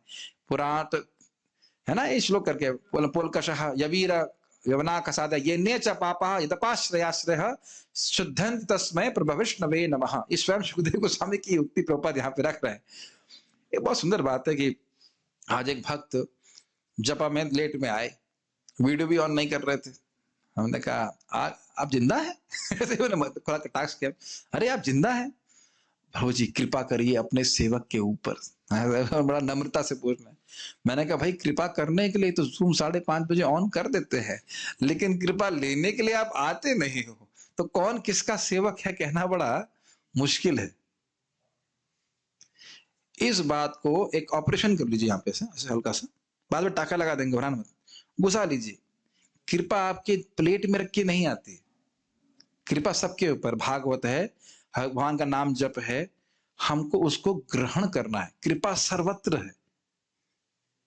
श्रीला प्रभुपाद जी की कृपा है, भगवान की कृपा है, महाप्रभु की कृपा, इससे अधिक कृपा और नहीं है कहीं। हमने ग्रहण करना है, हमको सुबह उठना है, नाम जप करना है, भक्ति करना है। और समझ रहे ना मेरी बात? गुरु महाराज कृपा कीजिए। बेटा जप कर रहे हो? नहीं गुरु महाराज कृपा कीजिए। अरे तुमको दिया है हरे कृष्ण मंत्र जप करने के लिए, ये कृपा ही तो है। तुमको स्वीकारा है। अच्छा ये तो सीख रहे ना कि महान वैष्णव का आश्रय लेके कोई भी व्यक्ति शुद्ध हो जाता है। स्वीकारा है और बोला है कि भजन करो, तो यही कृपा है। मेरी बात समझ रहे हैं माय डियर डिवोटी? आपके गुरु महाराज आपको बोले हैं जप करने के लिए, अब आप उनकी आज्ञा पे जप कर रहे हो, ये आप इसलिए आप शुद्ध नाम कर रहे हैं। ये प्रभुपाद जी लिखते हैं, a devotee chanting under the order और guidance of a pure devotee chanting purely. इस पर बहुत कुछ कहा जा सकता है, लेकिन खुश हो जाना चाहिए कि हमें, और जिन लोगों की दीक्षा नहीं भी हुई है वह भी श्रीला प्रभुपाद के आश्रम में अपने आप को अनुभव करते हैं कि नहीं, कि हम प्रभुपाद के आश्रम में हैं और आगे जाके आप दीक्षा भी ग्रहण करेंगे। तो आपकी दीक्षा हो चुकी है, उसका फॉर्मलाइजेशन हो जाएगा तो दीक्षा होगी। प्रभुपाद जी को गुरु के रूप में स्वीकार करते हैं कि नहीं? समझ रहे ना मेरी बात? तो इसलिए एकदम खुश हो जाना चाहिए और कभी चिंता नहीं करना चाहिए कि हमारा हिस्ट्री कैसे थी। हिस्ट्री कैसे भी हो, डॉक्टर साहब इतने बढ़िया हैं, सीमो साहब कौन है? ऐसी भक्ति वेदांत स्वामी श्रील प्रभुपाद इतने बढ़िया हैं कि मतलब कुछ जो जवाब ही नहीं। समझ लीजिए, आपको श्रील प्रभुपाद तो मेहनत करा रहे हैं, अभिराम ठाकुर जी तो मेहनत ही नहीं कराते थे, जिस पर छड़ी मारते थे उसे कृष्ण प्रेम मिल जाता था। प्रभुपाद जी आचार्य हैं तो कह रहे थोड़ा तो मेहनत करो, 16 माला तो करो कम से कम, है कि नहीं? फ्री में मिल रहा है, ऑलमोस्ट फ्री में ही मिल रहा है, मान के चलिए, बस कुछ भी नहीं है भगवत प्रेम।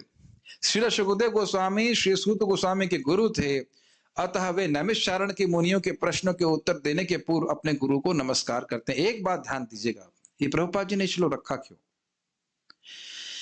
देखिए सुखदेव गोस्वामी तो शुद्ध भक्त हैं ही, लेकिन सूत गोस्वामी जाति से हीन थे। सूत गोस्वामी जाति से हीन है, लेकिन आश्रय किसका लिए हुए हैं? सुखदेव गोस्वामी जी का। कृपा पात्र किसके हैं? सुखदेव गोस्वामी जी के। तो कह रहे हैं कि जिस प्रकार से हरिदास ठाकुर जी शुद्ध भक्त हो गए, इसलिए सूत गोस्वामी जी अपने गुरु का आश्रय ले रहे हैं कि आपकी कृपा से मैं इन महान ऋषियों के सामने इनको प्रसन्न करने के लिए श्रीमद् भागवत जैसे महान ग्रंथ को बोलने में समर्थ हो पाऊंगा। हम पारायण कराए बिना नहीं छोड़ने वाले हैं। इसमें आप लोग कोई संदेह मत करिएगा कि पारायण नहीं करवाने वाला हूं, आज सब करवाने वाले हैं। कोई एक दो प्रश्न ले लेता हूं, उसके बाद हम आगे देख लेंगे। रोमहर्षण भक्त में बहुत अगर शर्त है तो बलराम जी का अपराध क्यों किया? हाँ मुझे पता था ये प्रश्न आ सकता है। गलती हो जाती है भक्त से, किसी भक्त से हो सकती है। रोमहर्षण जी भी बड़े प्रसन्न कर रहे थे सभी को, और वो उनको भी आशीर्वाद प्राप्त था लंबी आयु का। लेकिन गलती हो गई तो बलराम जी के हाथों मारे गए। इतना सौभाग्य सबको नहीं मिलता कि बलराम जी पिटाई करे। एक बात आपने बहुत अच्छा प्रश्न किया है और प्लीज इसको बड़े ध्यानपूर्वक सुनिए। जब भगवान किसी को दंड दे रहे हैं तो समझिए कि उसे अपना सेवक मान रहे हैं। ऐसा नहीं कि बलराम जी जब रोमहर्षण जी को मार दिए तो रोमहर्षण जी की जो है कोई दुर्गति हो गई, भगवान के धाम ही चले गए। ठीक है ना, समझ में आ रहा है? अच्छा, थैंक यू, बता दिया आपने। Vyasdev ji was lamenting for his son Srila Shukdev Goswami when one should not be too much attached to one's family members. I am unable to, ये मुझे पता था प्रश्न आएगा। एक तरफ प्रभु जी आप कह रहे हो कि हमें अपने परिवार के लोगों से आसक्त नहीं होना चाहिए, दूसरा तरफ देख रहे हैं कि व्यासदेव जी सुखदेव गोस्वामी के प्रति आसक्त थे। यदि आपका भाई सुखदेव गोस्वामी जैसा है तो आप उसमें आसक्त हो, कोई दिक्कत नहीं है। लेकिन दिक्कत यह है कि हमारे भाई बहन सुखदेव गोस्वामी जी के लेवल के भक्त होते नहीं। अरे इतना शुद्ध भक्त होगा तो कौन आसक्त नहीं होगा बताइए? कि श्रीला प्रभुपाद जी के प्रति लोग आसक्त नहीं थे? आसक्ति को नहीं त्यागा जा सकता है। बात ये हो रही है कि भैया या बहन के प्रति आसक्त होंगे तो फिर उन्हीं कर्म को करने के लिए बाध्य हो जाएंगे जो भैया बहन कह रहे। तो अगर भैया और बहन भक्ति कर रहे हैं तो सहज रूप से आसक्ति होगी। नहीं समझ में आ रहा है? नित्यम विष्णु जनप्रिया, यह आगे आए कि सुखदेव गोस्वामी के बारे में, क्योंकि भक्तों को कृष्ण कथा चाहिए। वयम तो नावितृप्यामः, और उड़ेल रहे कथा अमृत, तो प्रिय हो जाएंगे कि नहीं हो जाएंगे? क्या समझ में आ रही नहीं आ रही बात? क्योंकि कृष्ण कथा करने में सर्वश्रेष्ठ हैं सुखदेव गोस्वामी, और भक्तों तो कृष्ण कथा के भूखे हैं, कृष्ण कथा कर रहे हैं, तो प्रेम तो होना स्वाभाविक सी बात है। आपको पता है कि नहीं? लेकिन सुखदेव गोस्वामी जी को विशेष रूप से प्राप्त करना चाहते थे व्यासदेव जी, तो विशेष तपस्या किए, भगवान से प्रार्थना की कि भागवत मेरे पास है, मैं दूं किसको? मेरा भाई कोई शिष्य नहीं जो भागवत को ग्रहण कर सके। तो इस भागवतम को जगत में प्रकाशित करने के लिए त्रिकालज्ञ हैं, वो जानते हैं कि सुखदेव गोस्वामी बोलेंगे तो देने के लिए आतुर हो जाएंगे कि नहीं हो जाएंगे? तो आप समझिए वही बात यहाँ टीका में कही गई थी, उनका जो आसक्ति है वो प्राकृत नहीं है।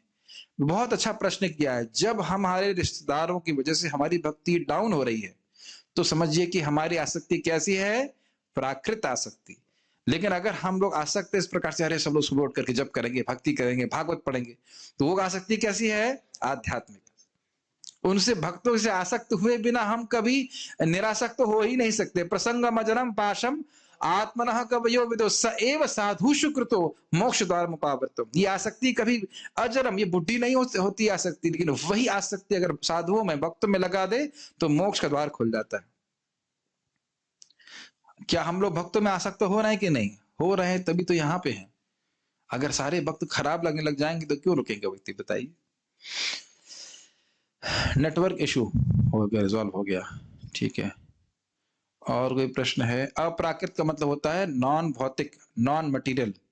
अब दोबारा नहीं प्रश्न करना अप्राकृत। पूरी भागवत जब तक पूरी नहीं हो जाएगी इसको यही समझ लीजिए अप्राकृत का मतलब क्या है, क्योंकि भाई कई बार आएगा। प्रकृति जगत दिख रही है, अप्राकृति मतलब नॉन मटेरियल, ठीक है। Why is Maya so very strong if our purpose in life is to be with God? If your purpose is to be with God. कह रहा माया इतनी स्ट्रांग क्यों है जब हमारा जीवन का उद्देश्य भगवान के पास पहुंचना है। यदि आपका जीवन का उद्देश्य वाकई भगवान के पास पहुंचना है ही है तो माया स्ट्रांग नहीं है। लेकिन हमारे कुछ और भी पर्पस हैं, इसलिए माया स्ट्रांग लगती है, ठीक है। भगवान से हमारा शाश्वत संबंध है, तो शाश्वत संबंध है लेकिन जागृत नहीं हुआ ना। ओके, जन्म ना जायते जो शूद्र संस्काराद द्विज उच्चतेश। नहीं अपने मन से कुछ बोलते बट इसे कहते हैं स्पेकुलेशन। सम्यक का अर्थ क्या है? ये भी अच्छी प्रश्न है, ये भी सम्यक प्रश्न है। सम्यक मतलब सम्यक प्रश्न, सम्यक मतलब वेरी नाइस, वेरी गुड। समीचीन, सम्यक, ये सब साधु, इन सब का अर्थ जो है अच्छा होता है, ठीक है। अब तो छोड़ दो प्रभु जी, नहीं अभी भी हम पारायण करने वाले हैं। सूत गोस्वामी जी का रिवाइज, ये क्या रिवाइज का मतलब हुआ? Okay, so now